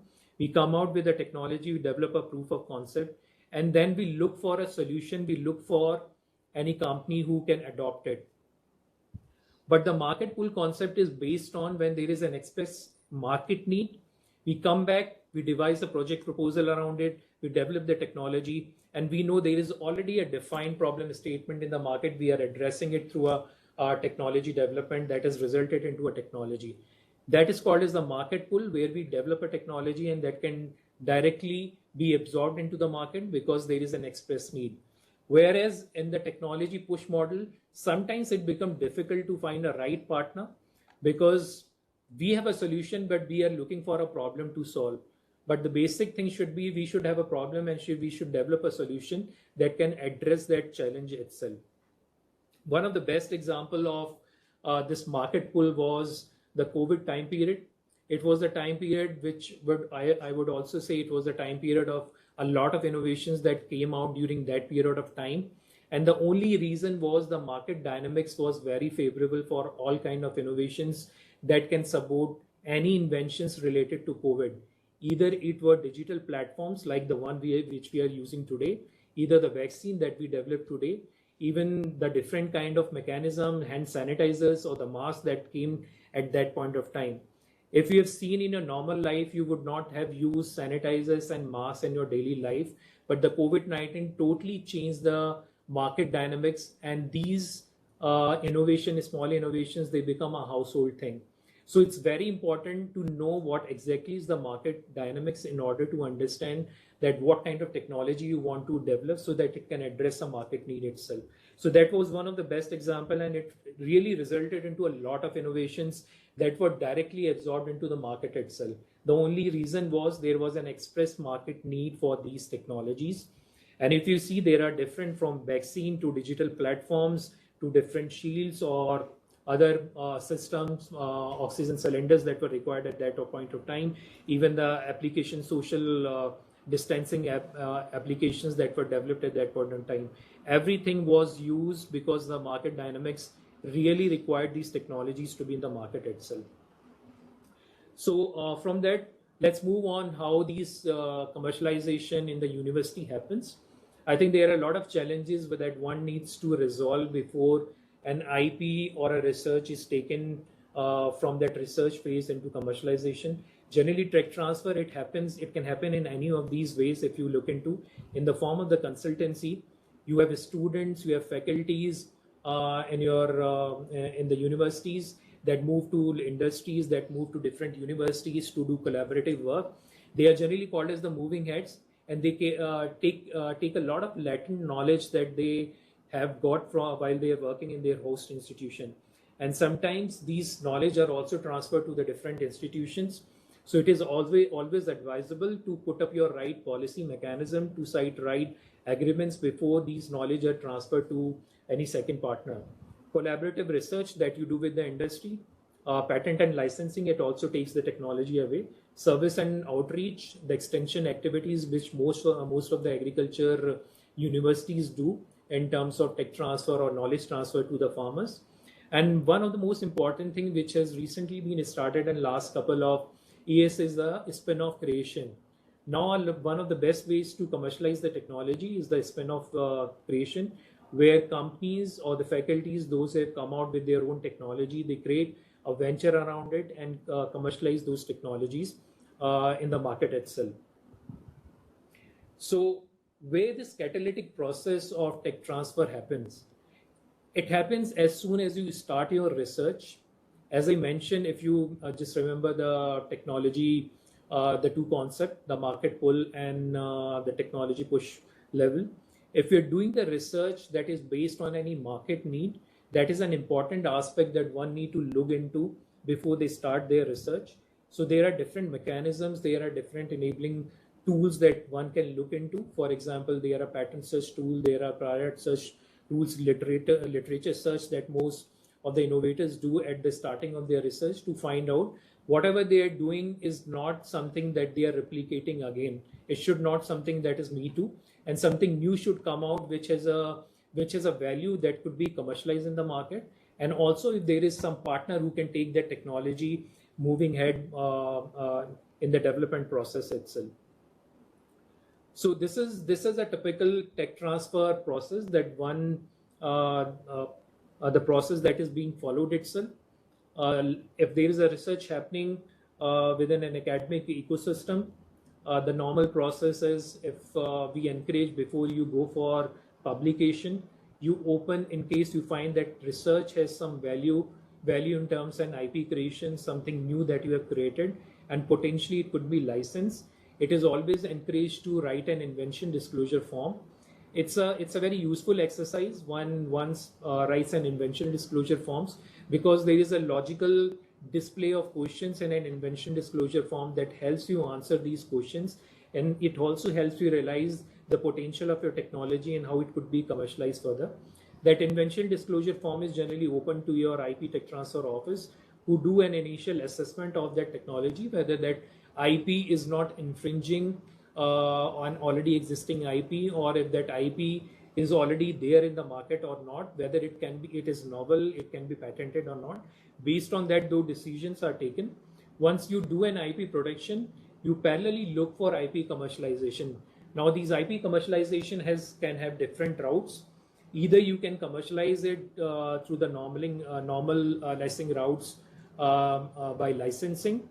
It could be licensing to already established companies, or if you have your incubator and if you have supporting policies in terms of faculty entrepreneurship policies, those IP can be taken up by these spin-off, these startup companies who can commercialize these IPs to be taken at through directed licensing. And these licensing can be of various forms: exclusive licensing, non-exclusive licensing. We generally create a very flexible model where we understand that the industry has to put in a lot of effort in terms of technology development once even they license the technology. So we see what could be the best possible way to support that industry, and also to see how we can monetize those assets in the benefit of the university itself, for the university itself. As we move ahead for IP commercialization, I think one thing that one need to really look into is to follow some of the best IP commercialization practices. And the thing starts from the house itself. As we say, the charity begins at home. We need to have very strong policy, first of all, in terms of IP protection, how the IP is being generated in your academic institute, how it is documented, how it is protected, is it time bound, how it is taken through from the academic discussions to patent protection. Do you have your IP cell intact? Do you have your empanelment done with your external law firms that can help you file those IPs itself? So all those housekeeping, documentation, lab data that you need to require from the innovators should have well-defined policies. Before you go for an filing, please decide on what kind of IP you want to file, whether this is going to be a patent that you want to protect, or it is a design patent, or it is a copyright, or it is something trade secret. You need to decide on that so that you can define the best IP strategy for your commercialization. One thing that one should remember, that as such, there is no IP strategy. It is always a business strategy that drives your IP strategy itself. So you need to understand that what exactly is your go-to-market strategy. That means, in case if you want to commercialize it, are there any ready industrial partners who would be the potential buyers of those technology, and how they would like to buy it, whether they want to do it exclusively or whether they want to do it non-exclusive. Are there any geographical restrictions that might come into it? All those due diligence need to be done, and then to be decided what could be the possible way. If your business strategy, let's say if any company comes at an early stage who's interested in an IP, that company works within India and they say they want to work in India itself, so that their business strategies, they want to protect that IP within India itself. But if there is a global company who want to take the IP from your institute on a global scale and want to commercialize it in the different geographies, their business strategy would say that that IP should also be protected in different geographies across the world. So accordingly, that IP need to be protected in different geographies accordingly. One important thing which Dr. Nitin has mentioned, develop your IP strategy before selling. Please decide before publishing whether you want to go for publishing or patenting. If it is something really value, it is always advisable to go for a patent protection. As a practice, whenever you're dealing with with any third party, while exchanging your thought process on the research that you have done, please do sign your non-disclosure agreements. Make sure these are legally bound, so that whatever you are exchanging in terms of your confidential information should not be taken away by the third party and they should commercialize it. In case you are transferring any material for testing, for validation to an industry before they commercialize the technology, or for any collaborative research, make sure you sign the material transfer agreements beforehand. So these are some of the best practices that one should follow around it. Most of the question that generally comes up to tech transfer and IP cell itself, the faculty comes and they ask that what exactly is the public disclosure? They have just discussed an idea in a closed meeting. Would it qualify as a public disclosure where it was just discussion, there was a discussion between the close people? Or there is a conference which is a public conference where a lot many people, different institution, industry, and you have discussed your ideas with complete details and data that is now being published in the form of paper or the posters. So one need to decide on what exactly is your disclosure and how it has happened. So always get in touch with your IP cell or tech transfer office cell to take advice on it, how the disclosure has been made. If it has been done in a closed system with limited people and has not been published out, it is within the limits and it will not be considered as a public disclosure unless until it has gone into a wide number of people and published somewhere. So the whole crux of this, please take an advice to your IP and tech transfer cell before you make a public disclosure of your technology or IP details which you want to share with your counterparts. When you have established system in terms of your IP cell tech transfer office, most of the faculties, innovators, they ask, do they have an obligation to notify their inventions to the university itself? So please remember that it's always policy driven. If your policy of the institution says that any intellectual property that will going to be developed out of the research work that has been carried in the universities, with the funding support that has come in the name of universities by using the university resources, those IP will belong to the university itself. University will going to be the owner of that. In all those cases, you have to report those intellectual property to the IP cell, to the tech transfer cell, so that a proper documentation and a protection strategy can be done. You being one of the innovators, your name will come as one of the authors in the patent application, but you are working under work for hire for the university itself. And as per the policy, your IP ownership will lie in the name of the university or your academic institution where you are working on. So yes, it is mandatory under those conditions that you go to your IP cell. It's your obligation, notify whatever intellectual property you have developed. Do consult your policy. The policy may differ from institute to institute. So it's very important to check the policies first itself. So as I mentioned, in commercializing university assets, there are a lot of challenges, and these challenges need to be ironed before you take even for patenting and then for commercialization. Because once these hurdles and these challenges are not ironed itself, and if they get commercialized, there could be a lot of litigation issues at the later stages. So invention disclosure form is a small tool that we ask our faculties and innovators to fill up. And this invention disclosure form, as I mentioned, is a logical series of questions that ask different questions with respect to the research and the inventions that you have done. And as I mentioned, this is a useful exercise.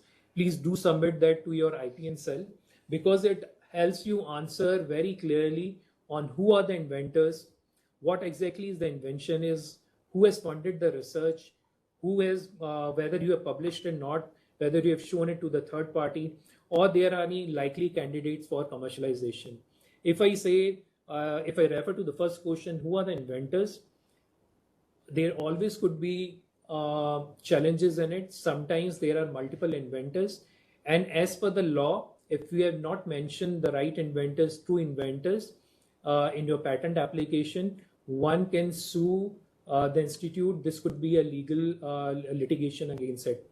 So the true inventors need to be named into the patent application because that's a legal requirement and that's the statutory requirement itself. If you see the third question, who has funded the research, it becomes very important if there are multiple funding partners. And if you want to commercialize that technology to an industry, you need to go back and trace who has funded this technology and have they put any IP terms in terms of ownership that they need to have, or if there is no ownership criteria, have they asked any share in case the technology get commercialized? So you need to clarify those mechanisms at an early stage, even before you commercialize those technologies. So these challenges need to be cleared in your invention disclosure form. One of the important thing that one IP and tech transfer office needs to take care at a starting point is there is a differentiation between a creator of an IP. Generally, the creator of an IP could be a faculty, staff, your student. It could be a visiting faculty or a visiting student who has worked with you from a different institution. So it is very important to define who are exactly the inventors whose name will go into the patent application and who are those contributors. So the creators could be defined as inventors and the contributors. If you see, inventors are the one those who has actively contributed towards the inventive step that helps get that invention to have a patent protection. Whereas the contributors are those who have made a significant contribution in the research work, but might not have contributed towards the development of that inventive step that helps get it into a patent protection mode itself. So one need to be very clear around when you're defining the inventors and the contributors in the list of your invention disclosure. So these are some of those checkpoints that one can look into it. I won't go into these detail. The only thing that you need to look into is, has anyone made active contribution towards creating that inventive step? If one has, that could be one of your inventors, and that's the right of the PI to decide on these definition who will go as one of the inventors into that application itself. Another aspects and the wrinkles that one need to look into, and that's become very critical at the time of tech transfer, is the ownership issues. What are those funding requirements that has been imposed by the funding organization? For example, when you file for an application to a funding organization or a federal agency like DST, Department of Biotechnology, ICMR, everyone might have different IP policies while they are funding you for that research. One organization may say that whatever they are funding you to carry out a research, and if any IP that comes out of it, that will belong to that organization. You can use it for research and education purposes, and that organization has the right to define it. Whereas other organization, they say just you keep our name, you will also, your institution will also have the right to be the one of the owners into it. You can commercialize it and keep the proceed. You just inform us that the technology IP has been generated and the technology has been commercialized around it. So you need to go back and find out what are those IP terms and condition of these funding organizations around it. And more importantly, it is the university policies itself that one need to look into in case it has been generated with support from the university support. Nowadays, a lot of companies, they support our CRS contract research funding to academic organizations. That is a very gray area. When they're funding a research work, one need to decide on what kind of IP going to be generated out of that support, and who will going to decide. So it is very important that you decide and put up well-structured IP agreements while you are putting up those IP transfer agreements into it. Sometimes a lot of industry approaches academic institutes, they do research work around it, and we generally generate some intellectual property around it. So it's become very important when it is getting commercialization into commercialization, and we feel that there could be a monetization benefit that we can create around it. So it is always advised to write proper IP terms, tech transfer terms out of that research work that you are doing, so that at the later stages there are no disputes between the industry and academia that who owns the IP, who will going to commercialize it. In case any partner is commercializing it, let say industry is commercializing, are they compensating the universities for generating that intellectual property in some or the other way? So those terms and conditions should be well laid down in your IP management agreement while you are doing those agreements with it. So there, as I just mentioned, ownership issue is one of the important aspect, in which I have covered about inventors and authors. You need to know who are exactly the inventors and authors, two inventors that you need to put in into that. I mentioned about the university policy, and you need to know that you are working as for a work for hire. So you need to know about that what exactly is the policy of the university, and if there is a joint ownership provision. So as I mentioned, the policy of universities from academic institute, it varies from universities to universities in India. The primary policy that generally is followed is that institute will going to own the IP that is being generated out of the research work which faculty has conducted. But there could be different policies where institution along with the inventor or the faculty are the joint owners of those technology, and both can commercialize it in consultation with each other whenever the commercialization happens. So policy is the most important thing.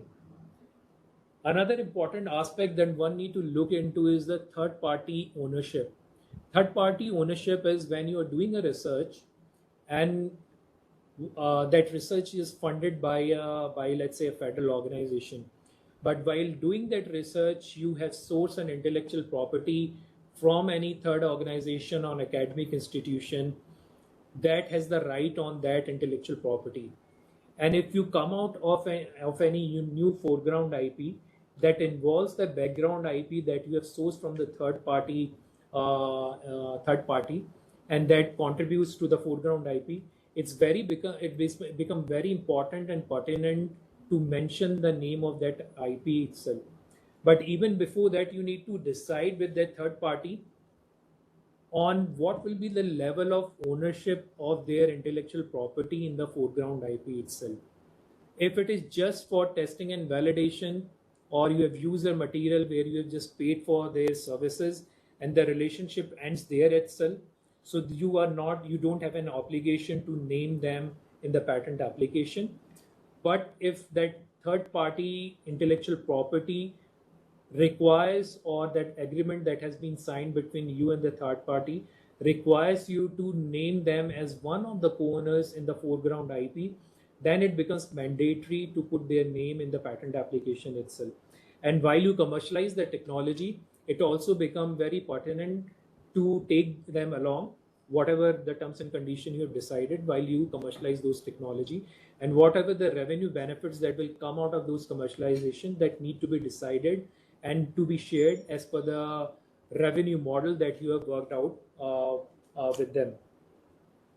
Another option could be when you are working on a public domain knowledge, or you have used open source code itself. You can't go for a patent protection of it, because that is already a public domain knowledge which is already open into the system. For example, a lot of innovation is happening into AI, and a lot of coding mechanism, a lot of code systems are open in the public domain to help people to use them to create new platforms or the other technology developments in the AI space. If you're using those domain and your technology is totally based on that, that belongs to the public domain, you can't go for a public patent protection of it, and in fact you will not even get an IP protection. And if you approach for a tech license, you might not you have to deal in a way so that it makes it conducive for your platform to be used, but you can't own that public domain and claim that public domain to be your own IP that you have used in that technology. So just be aware of from whenever you're doing your research and what kind of IPs you are using it, whether it is from an open source or whether it's from a third party. So all these things needs to be determined at an early stage itself. One of the important hurdles that come sometimes at the time in the academic institutes or maybe in other organization is when you have developed an invention by using your own time. First of all, go back to your policy of the institution and see what generally the policy says about it when you develop an invention with your own time without using the university resources, because the onus will lie on you to defend yourself, to justify that the invention that you have developed at your own cost with your own time without using the university resources and the time is something is something which is your property and you want to commercialize it, and that's not the university property. So you need to see the university policy, what terms and conditions they allow you to develop such kind of innovation. And there are conflict of interest policies that generally takes care of such kind of interventions. Evaluation process is the core to any technology evaluation process. It starts while you are protecting an invention, as I just mentioned about the invention disclosure form that one need to look into. If you see, generally there are various decisions that one need to look into, whether to file for the patent protection, it is a good patent or not. We do an initial preliminary search in terms of looking into the market, whether there could be a potential market around it, whether there could be a potential licensee, or what is the potential, what chances of creating a spin-off around it. Are there any startups who can take it, or is the faculty would like to take the technology for the commercialization around it? And what could be the possible charge that we need to look into if we want to take that technology for commercialization? So decision one, whether or not to file for a patent protection, it totally depends, I would say, a policy of the institution. If your institution policy wants every patent need to be protected, then your IP office will going to file for each. But as an strategic process, what IP cell and the tech transfer cell do is they follow a filter mechanism where they look for the IPs that have commercial values, and they parallelly try to look for the companies who might be interested in those technologies. And based on that, they took a decision whether to go for a filing process. That is one of the criteria. Another important criteria is the results that has been developed at that point of time are at an early stage. And maybe if you have an internal IP tech transfer committee that suggests you that the results that you have developed are at an early stage, and if you develop it to another level, or maybe enhance the technology readiness level to a certain level, that makes it much more attractive for IP filing, and also the commercialization value and even the interest of the company might be more feasible into it. So that decision need to be taken while you're filing that thing. But I would say that's a debatable thing. It's a double-edged sword. Totally depends on the policy of your institution, how you want to go around it. So these are triaging criteria which generally we try to see, and we see in terms of the technology development, in terms of the IP potential, in terms of the TRL level the technology has reached to, whether we have sufficient solid data to support that feasibility of those TRL level, whether we have sufficient funding to further take that research to a certain level where we can do an initial level of productization of that technology. And parallelly, we also try to look for the market. Market in terms of, are there companies? What are these companies? Is that technology fits into their business mandate? Is that company is good to take that technology ahead? Do they have the right resources? For example, sometimes there could be an inflection point where you need to decide that your technology that you have developed is something which has a good commercial value, and there are two takers for it. One is an established company and one is a startup company. And that's the inflection point where you have to decide how you can monetize and capitalize on that intellectual property. So you need to see if an established company is good enough to take your technology quickly and faster into the market, or it is a startup route who might create a larger impact, maybe an economic impact, but they might be in dearth of resources that might take them a longer time to take the technology ahead. Besides that, there could be other challenges as well. Even if there are big companies, there are a lot of initiatives in those companies. They might even take a lot of good time to take it, or they might even not take that technology ahead even after licensing. So you need to weigh those terms and conditions and very judiciously take a decision what could be the best possible way to license and monetize your intellectual property around it. So one of the decisions that I mentioned is whether to market the invention to an existing company or to license to a spin out. There are both advantages and disadvantages. Weigh them very properly and see what is the best mode of getting these technology commercialized. Decision 3 that one need to take is to what to charge for the invention itself. So there are different ways to do it. There are different models for valuation of the technologies, and one need to see what way they need to follow. If we sometimes there is a thumb rule of 25% that is sometimes is followed. There is a rule where you see you go back forth and see how much investment has gone into that technology development in terms of your research, in terms of its protection, and what is the premium that you want to charge over and above that technologies. Those and what are the possible royalties you want to put in. You can assess those by looking into the market norms, what could be the possible royalties that you need to put in. So try and do that internal assessment, that what are those conventional licensing methods that you want to go for, and what could be the possible ways in case you want to license those technology to a spin-off. Because when you decide a term sheet with an established companies and maybe a spin-off, this could be possibly drastically change.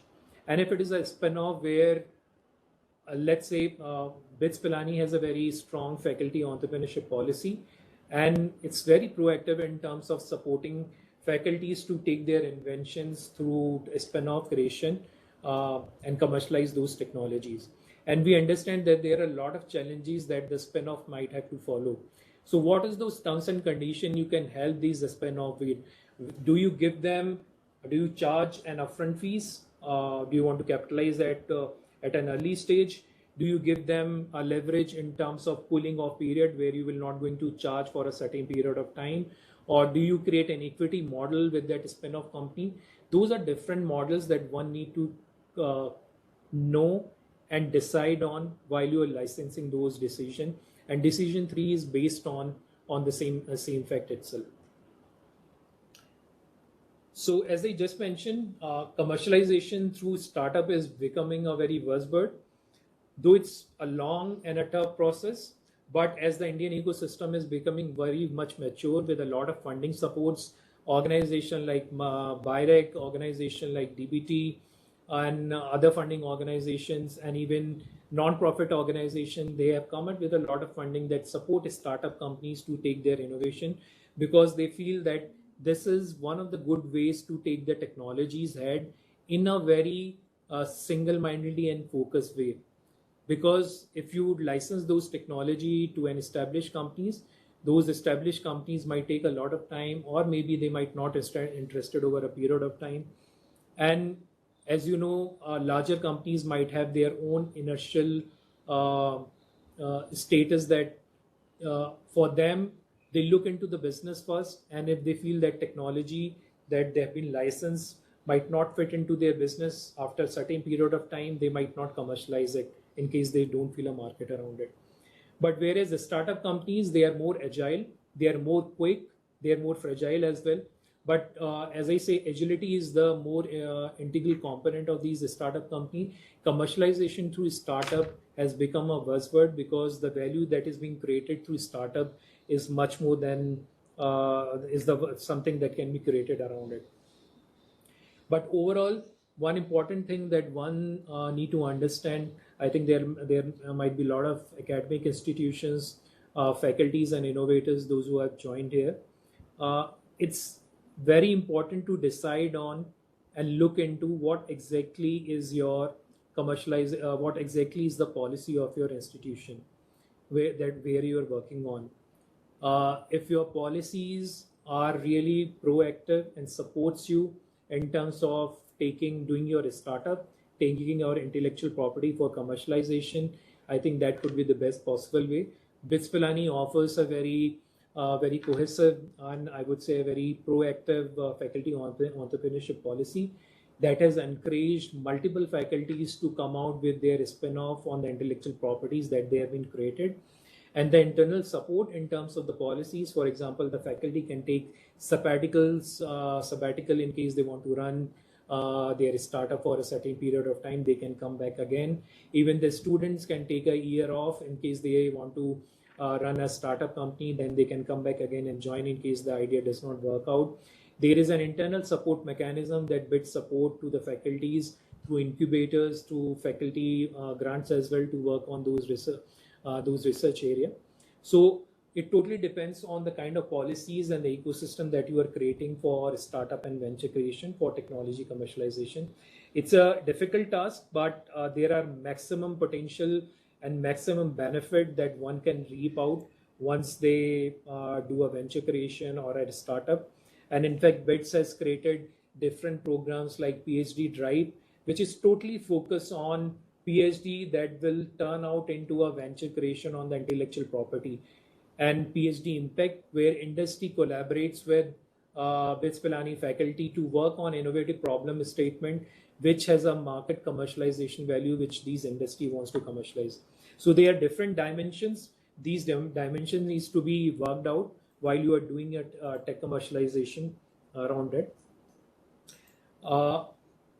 In order to commercialize the technology, it's very important that the innovation funnel within your academic institution should be strengthened. It should be something that support innovation protection, taking it forward for commercialization. And for that, you need to have enabling ecosystem. You need to have enabling units that help you take your inventions from idea to venture creation.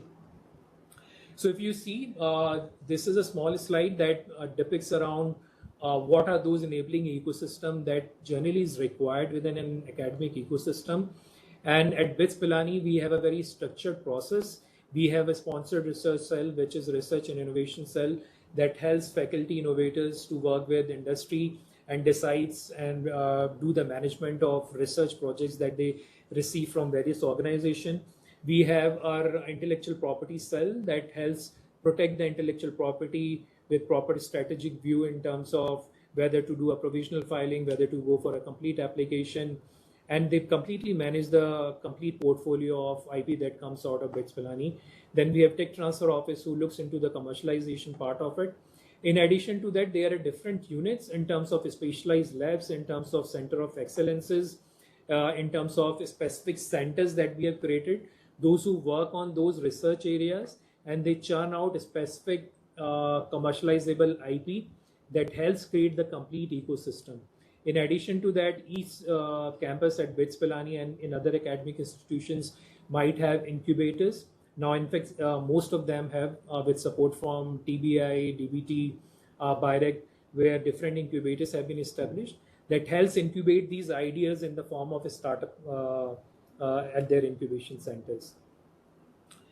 So, as I just mentioned, another important criteria and elements that one need to look into is inventor engagement. That's a very important aspect when you are doing a tech commercialization, because that is one thing. While you are commercializing the technology, a lot of latent knowledge is lying with the inventor, and while you are transferring it, without, in case knowledge has been transferred to the industry, there are some nut and bolts which an innovator can just only the person is the only person who can transfer those nut and bolts in the form of those trade secrets to the invention. So an inventor engagement is one. Another important aspect that one need to look into is the inventor incentivization, which is one thing which I think is lacking within academic institutions, that a lot of effort goes into developing an IP, and a proper inventor incentivization policy needs to be created to help faculty and promote faculty to come out with new inventions. And another important thing which I mentioned was the faculty entrepreneurship policy, and BITS has a very good faculty entrepreneurship policy, and we help create these enablers. In fact, we have created these enabling ecosystem within the BITS Pilani. Another important approach that we also follow for a good tech commercialization process is we work very closely with the industries, and we understand that industry sometimes they need an IP for themselves.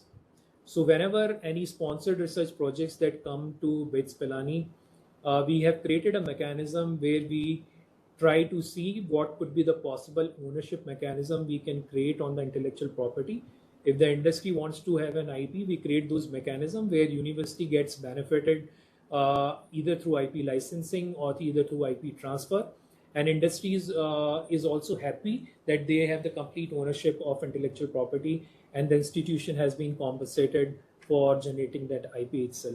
So we have created those mechanisms within the ecosystem for easing out those hurdles so that we can transfer those technologies into the market and they can easily go. There are different challenges that one need to address, which I have just shared during my thing. As an IP practice, housekeeping and documentation of the lab records and IP protection are one of the important things. Authorship, inventorship in the patent application, inventors, and sometimes there are unwillingness, one need to cooperate and they need to sensitize on how, and in fact, you need to help them, the faculties and innovators, how to write an IDF, how they can disclose it, so that the process become very easy for them, because it's the job of an IP DT cell. Rather than putting up that onus on the faculty, it's better to create those channels, to create those tools and mechanism, so that it becomes easy for them to transfer those information to the right centers. So there could be different challenges which I mentioned about low industry pull, validation and scale-up process, benefit sharing. But these are the mechanisms that one IP and tech transfer office need to create on, by sensitizing the industries, by participating in different trade shows, by participating in different forums to show what exactly is the research work is happening. And science communication is that one element which one need to follow in an academic system to show the kind of research is happening and for what kind of technologies that has been developed at the academic institution. So now there's a lot of changes happening in the academic system, and a lot of tools and mechanisms and platform has been created that academic systems can take advantage of to show their strength in terms of the new innovations that have been created around it. So as a policy intervention for the university technology commercialization, the basic elements which I have noted down is one need to look into and create enabling ecosystem. Some of these are like institute seat support policies, your IP tech transfer policies, your policy related to sponsored research and consultancy while you work with industries or other organizations, policies related to your conflict of interest and faculty entrepreneurship related aspects. Conflict of interest sometimes arise while you are working as a startup, as a spin-off, or you are also working as a faculty itself. There is a very thin line of it. And once you create those policies which are conducive enough, I think those policies are good enough to take care and iron those challenges itself. Create those policies in case faculties and students under the exchange programs are visiting you, or you are visiting to a different institution, how those IP will going to be shared around. These are different mechanisms that one need to be put in place so that whenever you go for a tech commercialization, or if any IP comes out of it that has a value for monetizing it, those things could be ironed at an early stage without creating a dispute. So with this, I rest my presentation here. And the whole idea was to take you across the various challenges on intellectual property and the tech transfer that comes from an academic institutions, and how they could be addressed by creating different policy mechanism, different enabling systems, and that can help you across in taking your IP for commercialization itself. So with this, thank you. And in case anyone has question, I'm glad to take them.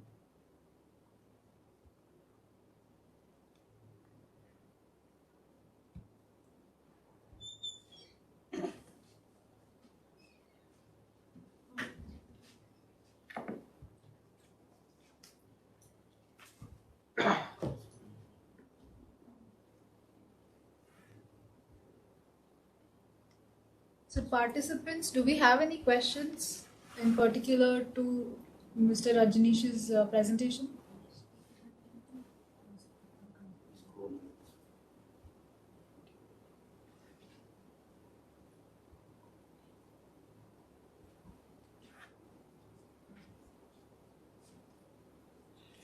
So we have a comment for you. Superb presentation, sir. Very insightful and practical inputs. Thank you.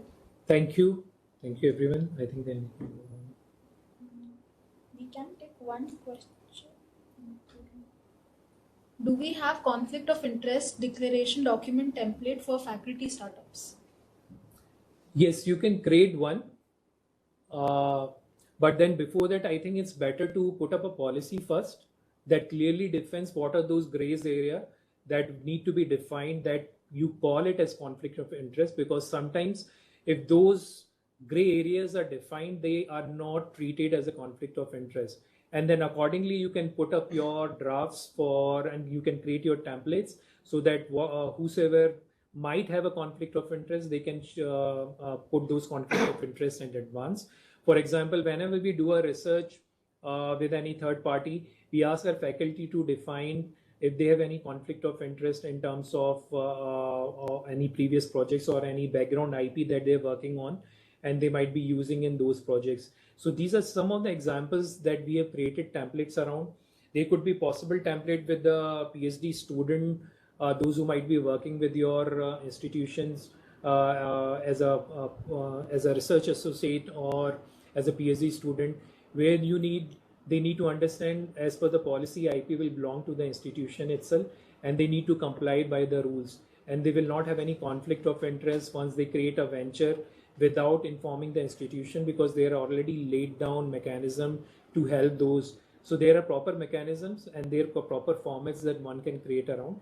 And we do create those formats internally for our own ease of work to make things very simple and conducive for our faculty and innovators. Sure, sir. I hope that answers your question, Sonal ma'am.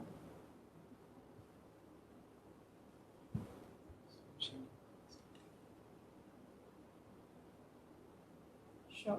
If there are no other questions, then we'll move on to our next speaker.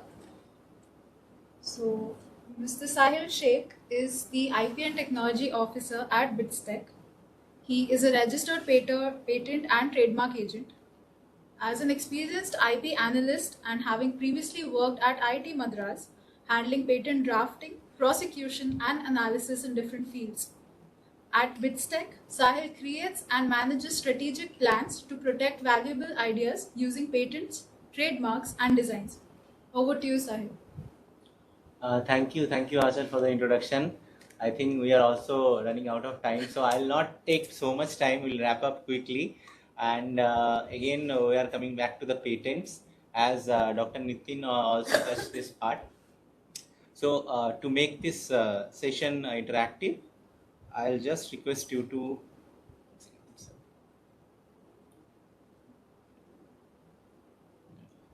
it's coming.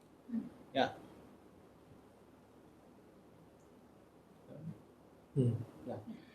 To make the session interactive and engaged, I'd like to request you, all of you, to just scan this, so you can join in the live question answer polls.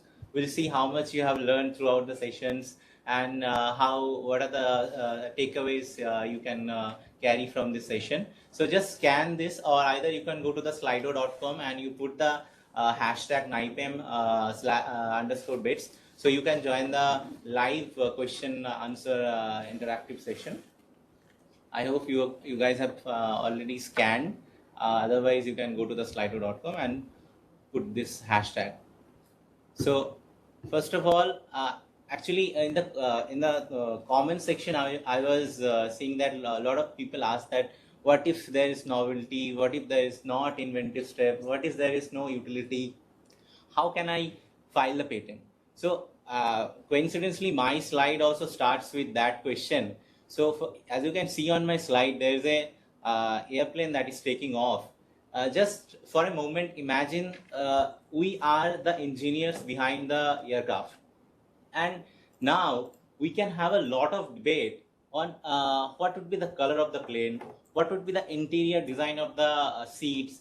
But can we have debate whether this aircraft would be having engine hoga ki nahi hoga? Can we have a debate that there would be only one wing instead of two? Can we have? So there's a, as you can see, you can answer this question in the polls.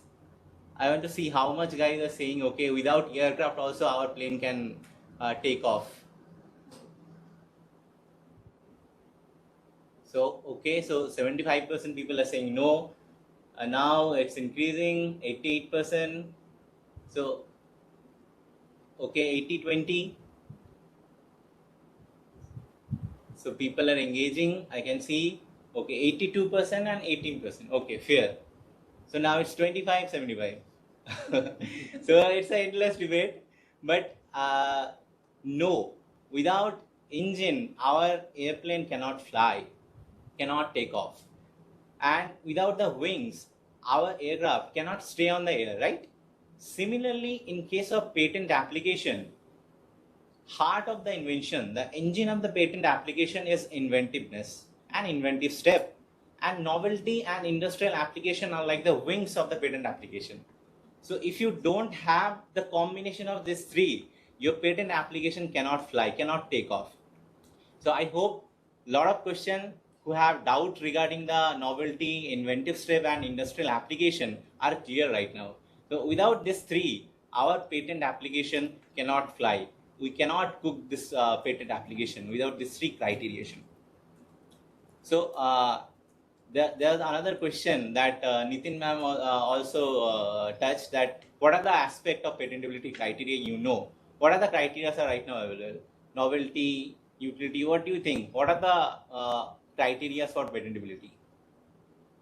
So, okay, so 67% saying novelty, utility, non-obviousness. Then somebody saying, okay, inventiveness. Somebody saying, okay, no, all of the above. So interesting. Okay, so people are saying, okay, all of the above, but most of the people are still stick to the novelty, utility and non-obviousness. Okay, so fair enough. Actually, all the aspects are important here: novelty, utility, non-obviousness and inventiveness. All the things are important here. So all of the above is the correct answer, you can see. And also not falls under section 3 and 4. This is also an important.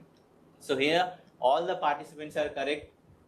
Your answer are partly right also. So all of the above answers, options are correct actually.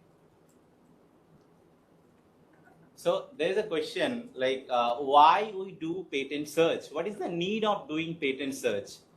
So actually what we are trying to do by patent searching is actually the moment you are applying in the patent office, Indian Patent Office, what is actually going to happen with your application? We are trying to figure it out. So the one of the objective of the patentability search or patent search, whatever, is to identify what kind of objections patent office is going to raise after receiving your application.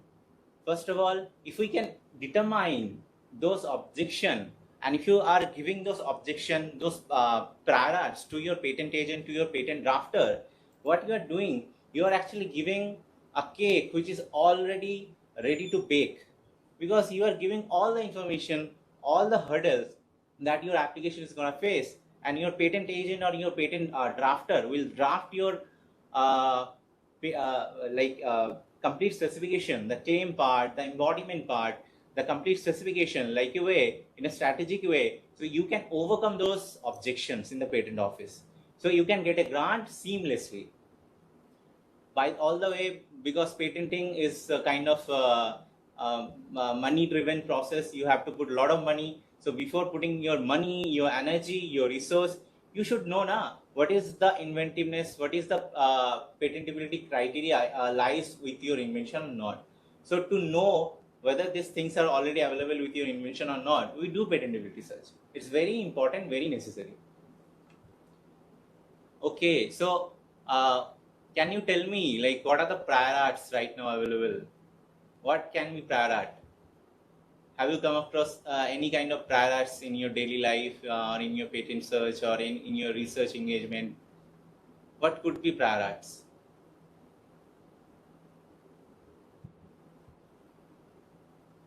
Okay, people are typing. Okay, abstract, definitely abstract. Somebody saying Google patents, right? Google patent is kind of a tool. You're right. Also, somebody saying, okay, it's public disclosure. You're right. Images, yes, images can be also. Somebody is saying, okay, before filing patent, you go to the prior art and check whether your product, okay, right? So, yeah, illustration, traditional knowledge, very informative.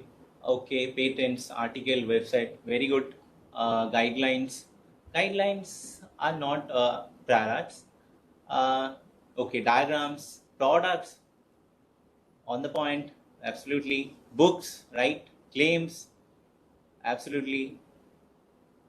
So yeah, so all the participants, you are very right.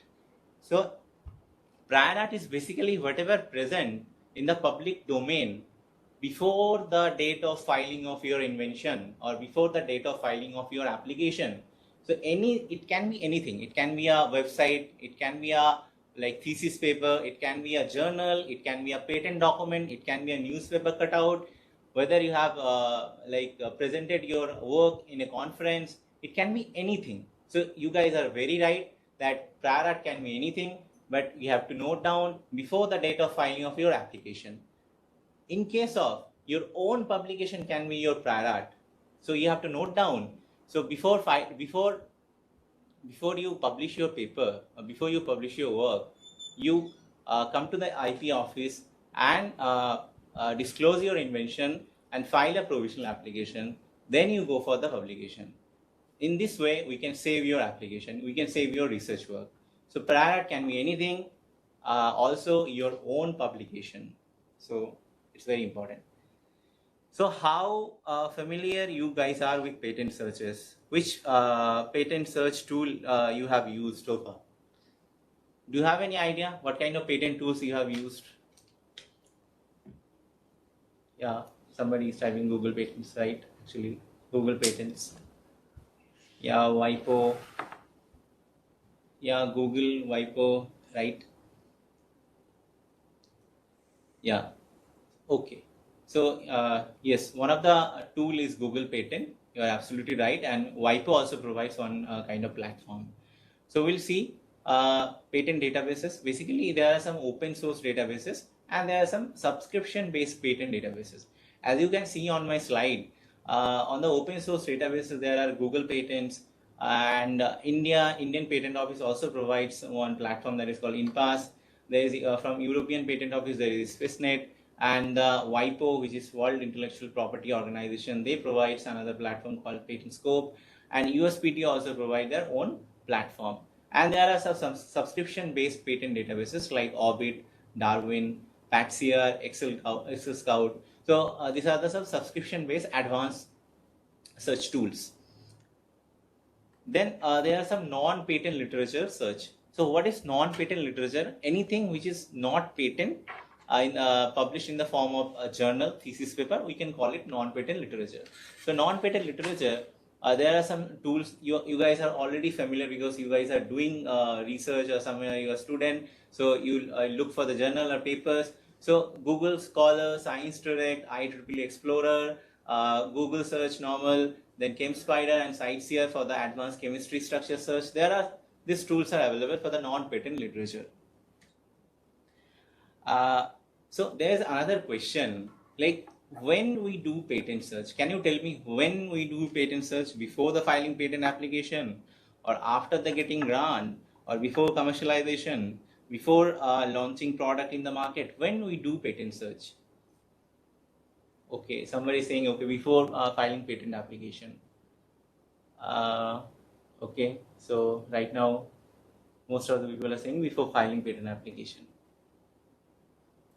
No contradiction, no other answer. After getting grant, somebody is saying okay. Okay, so right now we got before filing and after getting grant. No other thoughts.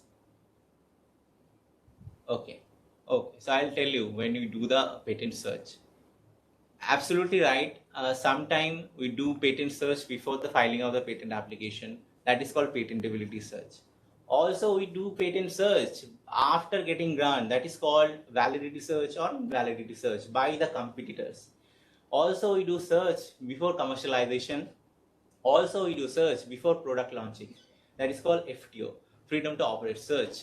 And often we do landscaping. What is landscaping means? Landscaping we do generally when we start any research work to see in that particular technology segment what are the technologies available and what is their status, and how we can get leverage out of that status. I'll tell you. So there is a slide you can see on my presentation, that what is pending means. Pending means that you have filed a patent application in the National Patent Office, and it is under the examination mode. Then there is a granted patent.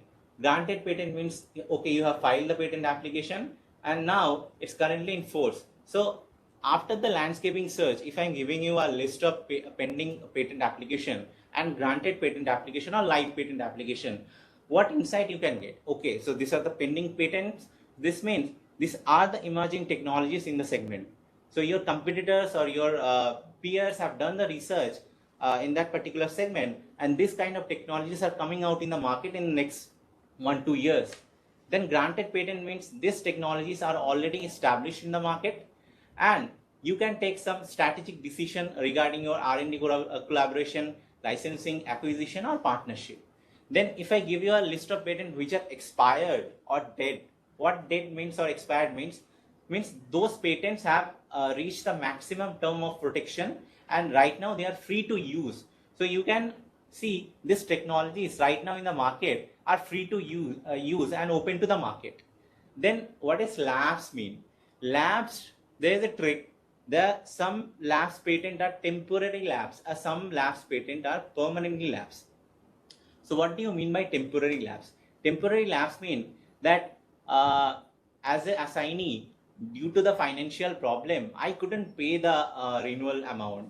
So because of that, my patent is lapsed right now. But there is a chance that within the time period given by the patent office, if I pay the amount again, my lapsed patent can be active again. And there's another type of patent, lapsed patent, which are permanently lapsed. What do you mean by permanently lapsed? So as an assignee, if I feel that my technologies are not commercially working or commercially not exploitable, then what do I do? I cannot pay the renewal fee every year. That's a financial burden to me. So in that case, what I'll do, I'll stop paying the that payment, renewal fee. In that case, if the time period given by the Indian Patent Office also exceeds, your patent is permanently lapsed and there is no way you can restore the patent. So in that case, if I give you a list of permanently lapsed patent to you, that indicates, okay, these are the technologies in that particularly segment which are not commercially active or commercially viable. That's why the assignee took that decision. Then there's another type of patent which is called revoked or invalid. What is revoked? After getting grant, your patent has been legally challenged and it's found invalid or not suitable, or some patentability issue happened, and court gave verdict, okay, you have to revoke it, or your patent application or your patent is invalid. So this kind of technology, if I give you a list of patent, this will shows, okay, this in this technology segment, this technologies particularly are weak technology. They cannot sustain in the market. So if you do a 360-degree patent landscaping, you'll get to understand the overall strength and weaknesses of that particular technology segment. So we do patent landscaping often before starting the R&D, a new R&D collaboration or new R&D project, to see in which area we can work, what are the technical gaps are there, and where we can work together. Okay, so what kind of patent one should look for novelty search? Can you answer this question? What kind of patent we should look before novelty search?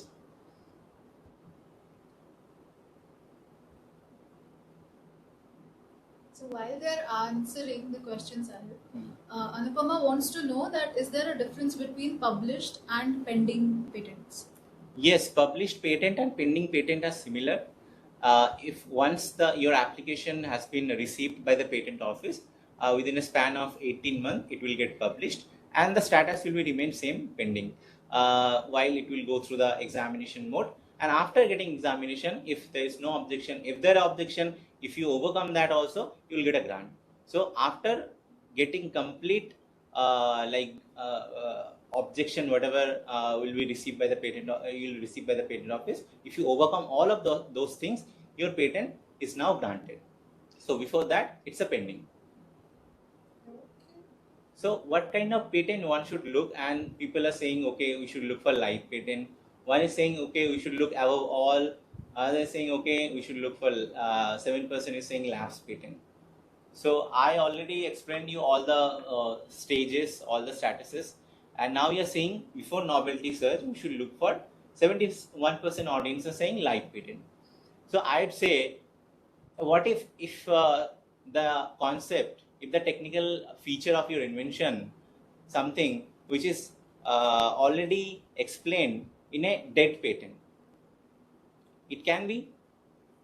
The term has been like the maximum term of protection reached, and now that patent is dead. But there is a possibility that the technology you have worked, somebody have already worked, and he got the patent, and now his patent is dead.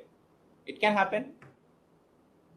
So in this case, when we do novelty search before the patent filing or patent application, we check the novelty worldwide, globally, in all patents, all documents, because novelty is checked globally across all the papers. So when we do a patentability search, we check for all kind of patents. But think about one scenario when we do a freedom to operate search before just launching your application product patent into the market. In that case, we'll restrict our search limited to that particular jurisdiction and particular live patents, because then we don't need any dead patents or any revoked patent or invalid patent. But in case of novelty search, we'll look patents across the status. Also, we'll look for the NPL, that is non-patent literature. So here for the novelty search, we'll look for prior arts across all papers, including NPL. So now we are coming into the search methodologies. So what are the methods are available for searching? So broadly, there are three methods for patent searching. One is keyword-based search, other is classification-based search, and lastly, there is a concept-based search. So I'll take you into one by one. What is keyword-based search? It's very simple. Whenever you receive your patent like your research work, you just identify what is the key concept of your invention. Once you have identified the key technical feature of your innovation, you split that, or you take the most important keywords which is particularly describing your technical feature, and you take the synonyms of that particular keyword, and you combine with Boolean operators, and you do a search. So keyword search is basically to break your technical feature into keywords and combine it with the Boolean operators and perform a search. That search query will return you all the patents which particularly are having those keywords. So I'll show you how the Boolean operator works one by one. So broadly, take an example, like you have an invention. From there, you have derived these two keywords. One is electrical and another is toothbrush. So right now you have two most important keyword of your invention, which describing your invention, that is electrical toothbrush. Now combine these keywords with the help of Boolean operator. The first Boolean operator is AND. So you can see, if you only do by search by the word electrical alone, you will get a bunch of lakhs of patent document which covering the word electrical. And if you do similarly only with the toothbrush, you will get another 1 lakh, 2 lakh patent papers. So it's not it's impossible to do evaluation of 2 lakhs patent document. So you have to refine your search strategy. Now what you're doing, you are applying this Boolean operator and it's refining the search, and it gives you the patent document which only contains electrical and toothbrush, both the keywords. Then if you want to broaden your search, you can use this operator called OR. So what it will do, it will cover all the patent documents which also having electrical as a keyword and toothbrush as a keyword. So it's actually broadening your search. It gives you like more patent document which is having electrical and toothbrush, both the keywords. Then as you can see, there is another Boolean operator, there is not, and not what it's particularly doing. I have given a search query here, electrical, not toothbrush. So this particular search query is restricting my search to all electrical papers or electrical patents which are not including toothbrush keyword. So this is another kind of Boolean operator we can use to refine your search strategy. So these are the Boolean operators we have discussed. Now we come into the proximity operator. What is proximity operator? So think that there is a two keyword, there's corn and fertilizer, and you want corn to be placed before five words ago fertilizer. So what you do, what kind of operator you will use here? You will use this proximity operator that is called before. So you want the keyword corn exactly before 5 words of fertilizer. So what if I'll do the search? I'll just perform the search here in the patent scope, and you will see the result. As you can see my screen, can you see? Yeah, I think. So this is the patent scope, the platform, a tool which is provided by WIPO. And if you go and access here, it will take you to the page, the landing page, and there's an option called field. So you have to choose the field carefully. We don't do the front page search only. We do a full text search. So you will choose full text search. So it will just broaden your overall search scope to entire patent document. Now you just put the keywords corn before 5 fertilizer, and I'm just running this search query. So you see what kind of results you are getting. So you see here the first result. Here the corn and fertilizer, and there's 1, 2, 3, 4. Exactly 4 words before the corn word is there, and it's particularly giving you the results where you see here the fertilizer word is here and the corn word is here, exactly 5 words before the fertilizer word. So this kind of proximity operator will help you to refine your search when you need a particular word before a particular word in a particular spacing. So it's very organized and very ordered. What if you need you don't need to do a ordered, you want in this 2 keyword in a very unordered manner. So you can do instead of using the before operator, you can use the near operator. So I'll just use the near operator here, you see.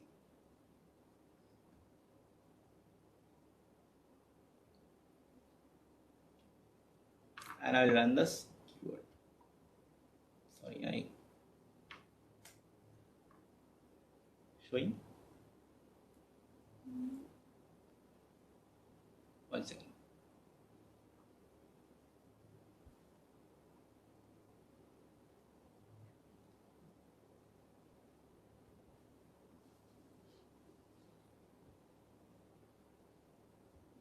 Okay. So I'm processing this one again. You can see. Now the 2 keywords, one is corn and another is fertilizer. There is no order is maintained. So you will get the patent documents where there is no order maintained and the corn and fertilizer word are coming in a random manner. You can see fertilizer after corn, fertilizer, corn, fertilizer. There is no particular order is maintained here in the near proximity operator. So this is how we can do the search.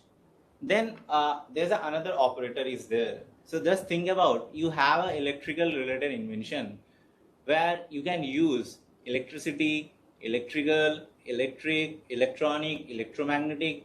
All these keywords are very important for that particular invention. So now you have 2 options.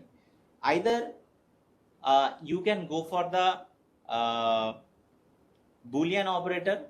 So you can combine like electricity or electrical or electromagnetic or electronic like this. You can formulate your key string.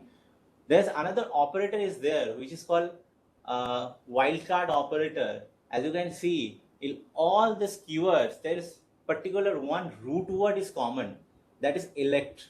So if you just put a like this hashtag star asterisk over the word, over the root word, it will give you all the variation in the search result. So if you just put Electra and asterisk over that, it will give you all the patent documents which covers all the variation of this root word. So this is a very easy way to do search when you have a root word. Then there's other Boolean operators are there. So just think about that. You want to do a like a particular phrase is there and you want to do search. So if you want to get that particular phrase in the patent documents, you just double quote that particular phrase. Like here, I have double quoted the artificial intelligence and medical imaging. So if I do a search, I'll get the result of all the patent documents. So artificial intelligence, this word, this sentence is as it is, and medical imaging is as it is. So we can put this keywords into the double quote. Then there's a nesting. So nesting is actually putting parenthesis on your key string, which will help your database to understand what actually you are looking for. Like here, machine learning or artificial intelligence, and neural network. So through this key string, you are telling to your database that I need either machine learning, either artificial intelligence, but I absolutely need neural network. So you're just clearing your statement to your database.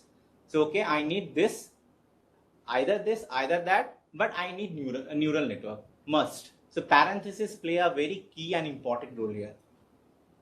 Then there's another wildcard operator, like you can put inside into the words also. Like here's a woman, inside the word I have used this wildcard operator asterisk, so it can give you the result either woman or either woman. So this variation we can cover through these wildcard operators. So I hope you guys have learned about this Boolean operators and the proximity operators, ordered manner, unordered manner, and the wildcard operator. So now we'll go into another question that I'd like to ask you. So this is okay. So there's another question that I have. So can you tell me what are the different kind of movies genre or film genre you know? What are the different genres available?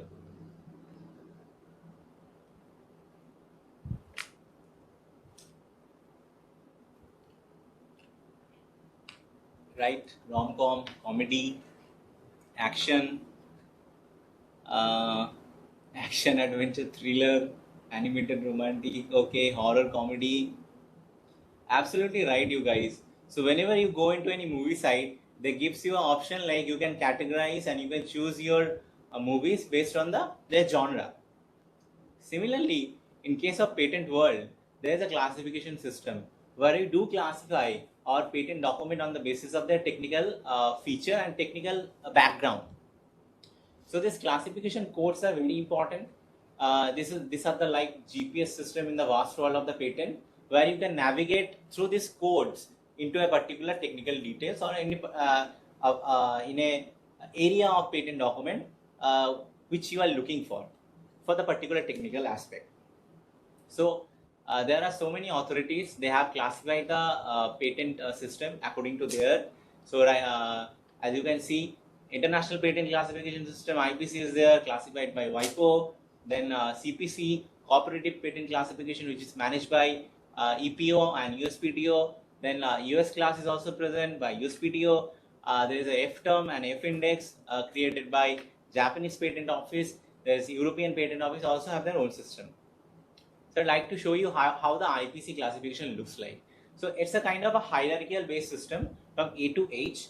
From A, describe a broader perspective of a technology, where H describes another broader perspective of one technology. So if you just drill down one section, you will get another subsection. If you drill down to that subsection, you will get another sub classifications. If you drill down there also, you will get other subclasses. So this is the subclasses are very narrow, where you'll get the exact technical feature or technical feature related documents.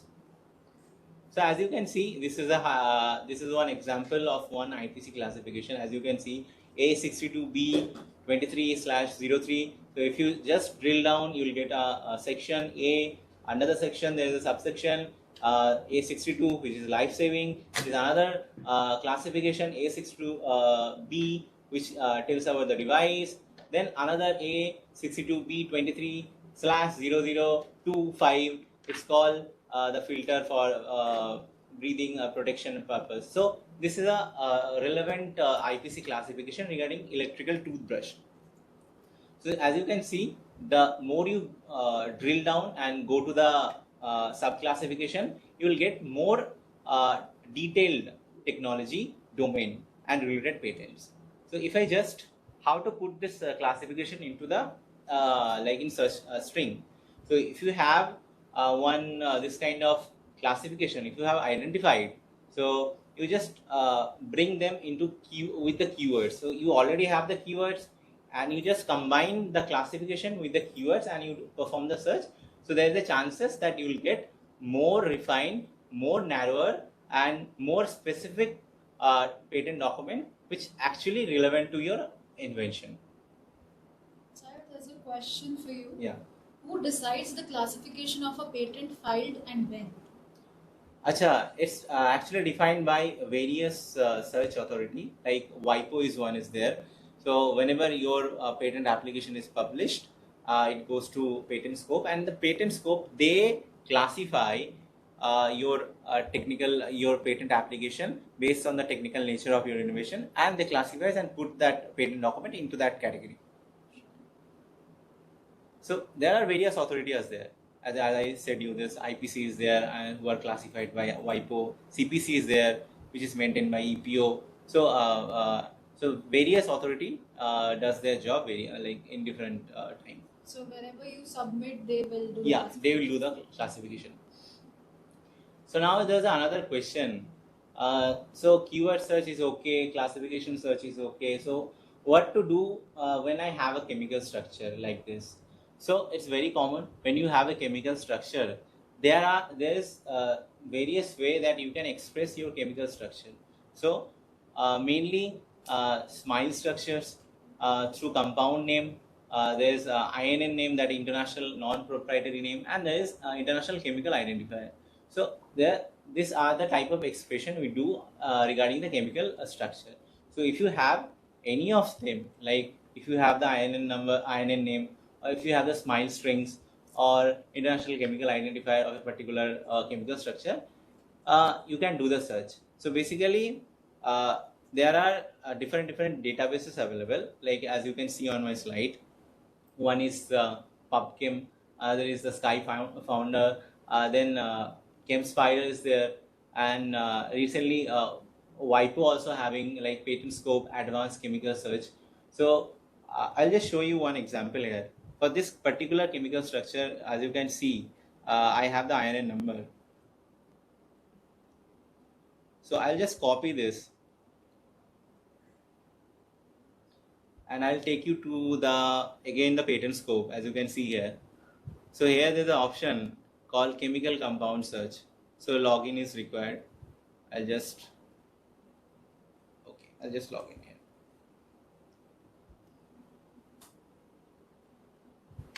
Okay. This is account is free. No, they will not charge anything for this creation of this account. So as you can see on my screen, there are some option. You can upload the structure. If you have the structure mold file in the format of the PNG or JPEG, anything. If you have, you can upload the structure and you can do the search. And there is another option that convert the structure. So if you have the compound name, if you have the international chemical identifier name, or if you have the SMILE structure string, you can put here, like I'm putting the INN string here, and I'll just choose this option called show on editor. So it will show me the structure. One second. So sorry, I chose compound name and I'm putting the INN. So I have to choose the INN, and then if I click on the show on editor, sorry. Your search Haha, text. it's the in kind. So just let me put, yeah. See, so that international chemical identifier string now converted to a structure, and now you can do modification as your need. If you see that there is a modification requirement, you can do the modification. And now you can do the two type of search. One is the Marcus search and another is substructure search. So Marcus search, basically the core structure will remain same, and the variables like the branches will be changed, and you can do the substructure search also. And there's another option called exact chemical structure search. So if you just do one of them, like I'm doing exact chemical search, structure search, so it will give you the results where this exact structure is present. As you can see, if you go here in the patent document further, it will show you here the compound option is there. If you click here, it will show you, okay, this structure is there. You can go and you can edit also this structure, and you can see where this exact structure is present. You can read this document. So this is how we do chemical structure search in WIPO patent scope. You can do this in like ChemSpider, and another website is there that is called PubChem. Also, in all the websites, they will ask you either the they will ask either the structure in the form of mole file, PNG, JPG, or they will ask you the smile strings or international non-proprietary name, or in the form of international chemical identifier. So you can do the search by this way.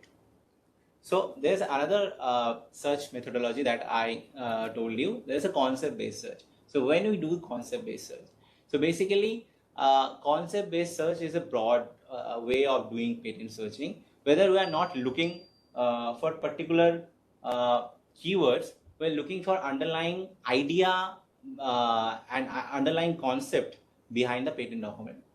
So basically, if you have if you have a solar panel system, instead of doing a very specific search on the specific particular solar cell type or solar energy system, specific requirement, if you are doing a broad search, like we are taking the broad aspect like solar power system, photovoltaic cells, these are the underlying concept behind this innovation. So if you're just putting this into a keyword system in our key string, we'll get all the patent document which is having this concept. This concept will get all the relevant documents, all the relevant patent documents relevant to this specific technical nature. So concept-wise search is not a very advisable thing, because here if you do only concept-wise search, you will get a lot of bundle of patent document, and to evaluate those bundle of patent documents is not possible. So if you combine the concept-based search with the keyword search and the classification search, then idealistically you will get a good results. So as I told you, there's an ideal way of doing the patent search. As you can see, whenever you are getting, if you are a searcher or if you are a student, identify the key concept of the innovation. Then you define the purpose of the search, for why you are doing the search. You can do for the patentability search, then you can do for the FTO search, you can do for patent landscaping. So you define the scope of your search. Then if you define the geographical boundary also. So like if you're doing for the novelty search, you'll look for the globally patents. But if you're doing for the FTO search, you'll look for that particular geographical region where your product is getting launched. So then combination of search method, as I told you, only one method will not give you the ultimate result. For getting good results, you have to combine the search strategies like keyword based search, classification based search, and concept based search. You have to combine them together and you have to perform the searches. And for the advanced technique, as I told you, for the chemical structure search and for the sequence search, you can go to the that particular website like WIPO Advanced Chemical Search or PubChem. There you can you can run your query and you can get the chemical structure search also. So after getting all the search, you will get the relevant results. You have to categorize them. Okay, this document, this prior art is particularly most relevant prior art. These are the less relevant. These are not at all relevant, but containing the subject matter, similar research. So you have to categorize them, you have to evaluate them, and you have to map those prior arts with your key feature of your invention, and then you can conclude some strategic decision. So this is the best way of doing the patent search.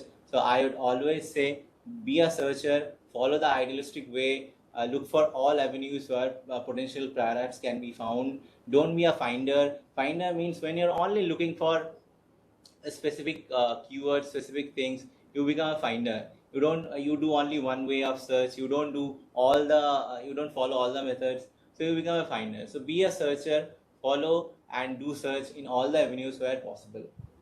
So this is the way, and I'm concluding my presentation here.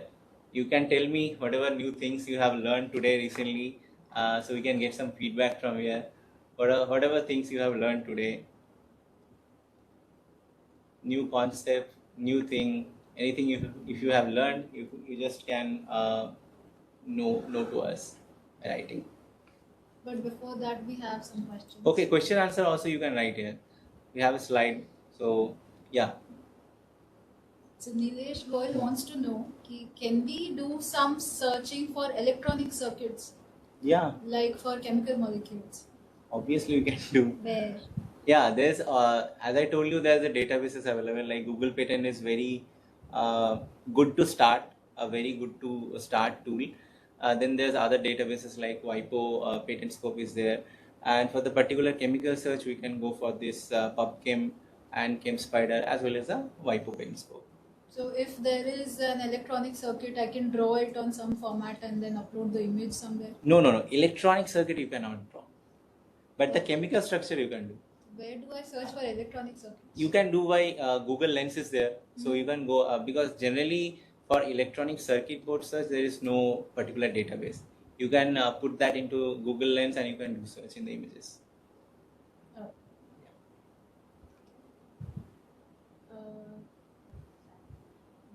So I am going to go through the chat list and see all the questions that we have. If anyone having any question, you can ask in the slide also. There's another question. Does IPO offer grace period? If so, what is the duration? So recently, actually, there was provision in section 31 where Indian Patent Office used to give like anticipation grace. Like if you are a researcher and if you have published your application or work in the public domain, so there is a section called section 31, which is anticipation. And if where you have published, it's a conference which is notified by central government. In that case, like Patent Office gives a grace of 12 months. Also, in case where you mistakenly published your work and you are interested in filing the Patent Office also gives 12 months of grace period.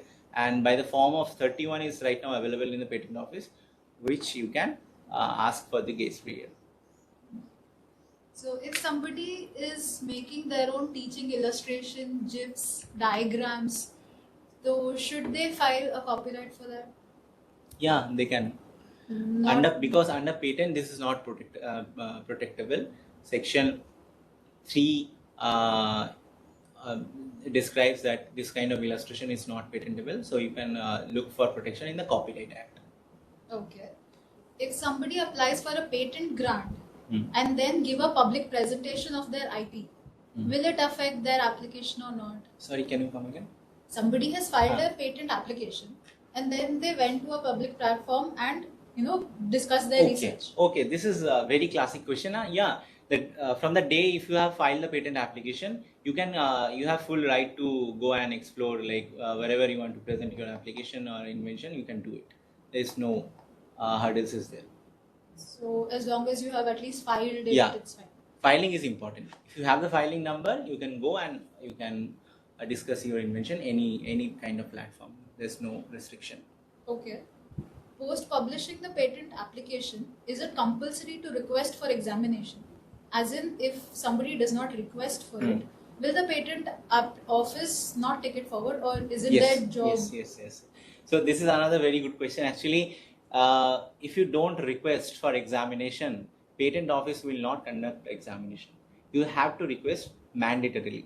So either you can do the request while you are filing the patent application at the initial stage, or within earlier it was 48 months, but right now it is 31 months. Within this period, you have to file a request for examination. Then patent office will conduct. Otherwise, your application will be abandoned. Okay. If there's a student who is like trying to think innovative, so can they patent just an idea, or there's a follow-up question. How is the process different from patenting a product? Okay, from ideation stage, I'd say in some cases it is possible, in some cases it's not possible. Like in case of mechanical invention, if you are practically right and ideation wise, like practically your invention works, then through the stimulation data, you can convince the patent office, okay, look, I have done this ideation and I have the stimulation result, which is particularly saying, okay, my invention will work. So you can convince. But in other case, like think about a chemical invention or drug innovation, in that case, it will not work. Na? So, and it's also advisable that when you have a sufficient data which is supporting your disclosure, then your overall patent application will be strong to defend in the patent office. Okay. So there are two questions that I'm going to club together. Can be a patented medical plant with some application in organic pesticides? No. So there is a section called section 3D in the Patent Act 1970, which doesn't gives you permission, like new use of the known subject is not patentable. So basically here the patented medical formulation is already known, and you have just discovered another new use of that same thing. So it's not patentable. It's called evergreening of one thing. So it's not patentable under the section 3D of Patent Act. So like somebody has asked in your Slido, what about Moringa tablets and how it would be inventive? Okay, so there's first question that let's take an example of Moringa tablet, how it would be inventive. So we have to think about that. Moringa tablets, I'd say it's a traditional knowledge first of all. It's coming from our own traditional knowledge, and TKDL is there. So whenever you are coming with something plant-based product, you have to search in the TKDL library, which is traditional knowledge digital library, and you have to go and see whether that plant and the use of that thing is already reported by our ancestor or not. If it is reported, that falls under the traditional knowledge, and under section 3 of the Patent Act, it's not patentable. Traditional knowledge is not patentable. Can we patent a process of digital healthcare provider through online databases? Okay, this is a process of digital healthcare provider through online. This is sound interesting, but we have to look into the technical details, because this is an online platform that you're providing, but I cannot see anything which is technical here. So whether the digital healthcare providing system is more optimized, more fast, we have to see, because right now section 3K is there for the like IT and code related invention. So if your code is performing something which is a technically advanced, which is providing technical effect in overall the invention, that can be patented. So we have to see what exactly your process and your coding behind the backend coding is doing here. If it is providing technical effect, then okay, we can go ahead. But if it's just a mere programming, just connecting service providers with customers, then I think we cannot patent it. Okay. So the one question that you asked in the Slido, patent search mein which all patents to search for. So somebody has asked, does patent office also search in the database of abandoned applications? Yes, because in the Google patent, you can go and you can search. There are all kind of patents are available there, and patent office has their own search engines available. So they do search, and in case of novelty, it's mandatory to search all kind of patent documents. Okay. Can somebody file provisional patent through their institute initially and later do the final, or do they need to have the full document ready for like this? Okay, so I'm telling provisional application is when your research work is not completed. So basically you are getting another 12 months to complete your research work and file the application. So initially when you file the provisional application and the institute is the applicant, and then you are filing the complete specification, you cannot change your applicant. Na? Your applicant has to be same, and you will be the inventor if you are qualify the inventorship criteria. So there's if no the way. research is like 80% done and I'm waiting for the last test result or something, so then I can file a provisional something. Yes, and yes. then Whenever your update research is not complete, you can go for the provisional filing. So maybe I can add to Professor Agela's question over here. Like we can file, we can go with both the provisional or the complete specification. That depends on the stage of your research, and you can connect with the IPAC office at this, and we can share the IDF with you. Fill that IDF, and the IP office will take it ahead. Be it a provisional filing or the complete, it's up to you. And you will be the better judge of the status of that research. If you feel that you need some more time to gather more data, then it is better to go with the provisional filing, and you have 1 year period, 12 months period to file the complete specification for that provisional application. So that will buy you 1 year, but you will get the priority when the provisional application is filed. Okay, then one last question at the moment. So Anupama is asking, most of the accreditation agencies are looking for patents and ignoring copyrights or designs and trademarks. Yes. Any thoughts why? And CSIT departments can max get their software copyrighted. Why aren't they considered? First of all, I'd like to address the first question. Why they are not going to another type of IP rights? Well, it's very obvious. Like patent gives you the maximum right. It gives you kind of exclusive right where you can exercise this exclusive rights to prevent someone from making, selling, using your patented invention. So patent is a broad term and it's a broad right. So it's the most strongest right among all the IPs. So that's why people and most of the institutions, they go behind the patent first. Instead of, if you are asking for copyright or design, I'd say patent takes time to get patented. Like if it takes time, if you file an application today, most probably a year or year and a half you'll get the protection. After that, your patent application will be granted.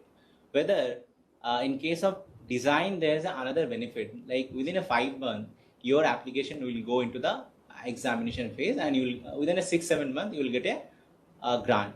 So when your product is already infringed, you're feeling that instead of going patent route, you can choose for the design route, where you will get the protection faster, and you can go for the infringement and litigation part.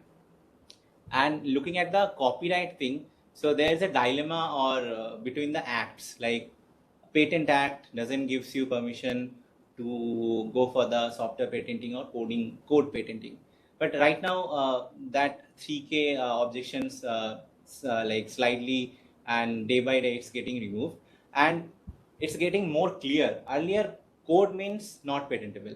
Right now patent office came in the conclusion that okay, your code is providing some kind of technical effect, okay, now it's patented. So whether in other case copyright, whether your like code isn't in a documented version is available, it will give you automatic right to protect your rights when your copyright is doesn't have any technical effect. So these acts are very interconnected in a way. So if you have technical effect, go to patent. If you don't have technical effect, go to copyright. So it's you who have to choose and who have to see in which category you want to protect your applications, which is the best for that moment. But regardless of the category, they should at least file something. Yeah. Okay. Any other question? Okay, yes. One follow-up. It is in context to academic institutions. IPR is encouraged to promote innovation. Okay. Like follow-up to the previous question of copyrights and designs. What is the question again? No? But so somebody is trying to say कि since software के लिए people are not still deciding in which category. So that way whole CS and IT department as such, is like lacking, and mechanical departments you have a lot of patents, biotech Yes, and yes. pharmacies you have a lot of patents. So CS and IT is No, the good days are coming actually. So 3K is day by day it's getting resolved and it's getting more clear. So don't worry about that. IT and like if you see the recent WIPO released Gen AI patent report. So what they are saying, China is more ahead in Gen AI patenting, but India is also in the curve. But right now we have 1300 Gen AI patent application, but we are growing in a faster way. The most like innovators from India, they are growing in the Gen AI segment. So if you see day by day, the 3K provision is getting clear, and we are getting more Gen AI IT related patents. So no need to worry. The good days are here. You have to just to connect to the right attorney or agent. So they will clarify your doubt. You can go ahead. okay. Thanks.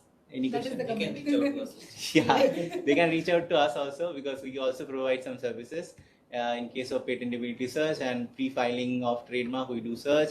So if you have any question, I will sit with your invention. We'll try to identify the inventiveness of your invention.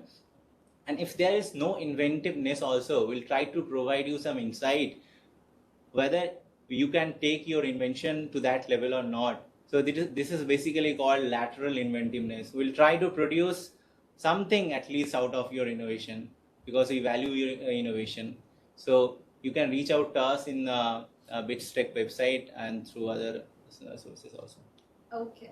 So now that we have answered all the questions, we can conclude the webinar. I'm handing over to you, Achal. So thank you for the wonderful presentation. It was very interactive. Okay, so with this, we conclude all the sessions for the day. I would like to ask Professor Deepak Chitkara for any closing remarks. Yeah. Thank you, Anjal, and thank you all the participants for joining for the sessions today. And it was really interactive. And I truly believe that IP is something that can make a lot of difference. So whatever you do, whatever ideas you are coming up, try to file IP before you do any public disclosure. But not only that, the next step is also important, where the technology commercialization or tech transfer comes into the picture. So keep that thing at the very beginning, that if you're filing an IP, this has to be commercialized. So what are the components you need to look forward? What is important? What is not important? So you need to consider all that. And we are happy to help in that all the regards, be it in the IP side or be in the tech side, tech translation side, and you can reach out to the team anytime. So with this, I thank everyone for joining the session today, the speakers of the day, and looking forward to have more collaborations coming out. Thanks. Thank you, Professor Chitkara. Again, so we would like to extend our gratitude to all the speakers for their valuable time and contribution to NIPAM 2.0. We would also thank all participants for attending the webinar and continuing with us for 4 hours now. We hope you learned something new today, and that will benefit you in the future. If you still have any other follow-up questions for us, for our speakers, feel free to reach out to us via email, LinkedIn, or phone. As mentioned earlier, all participants who joined us today will receive a certificate issued by Indian Patent Office at the registered email ID. Thank you all once again, and we hope to see you at our upcoming events. Thank you and take care.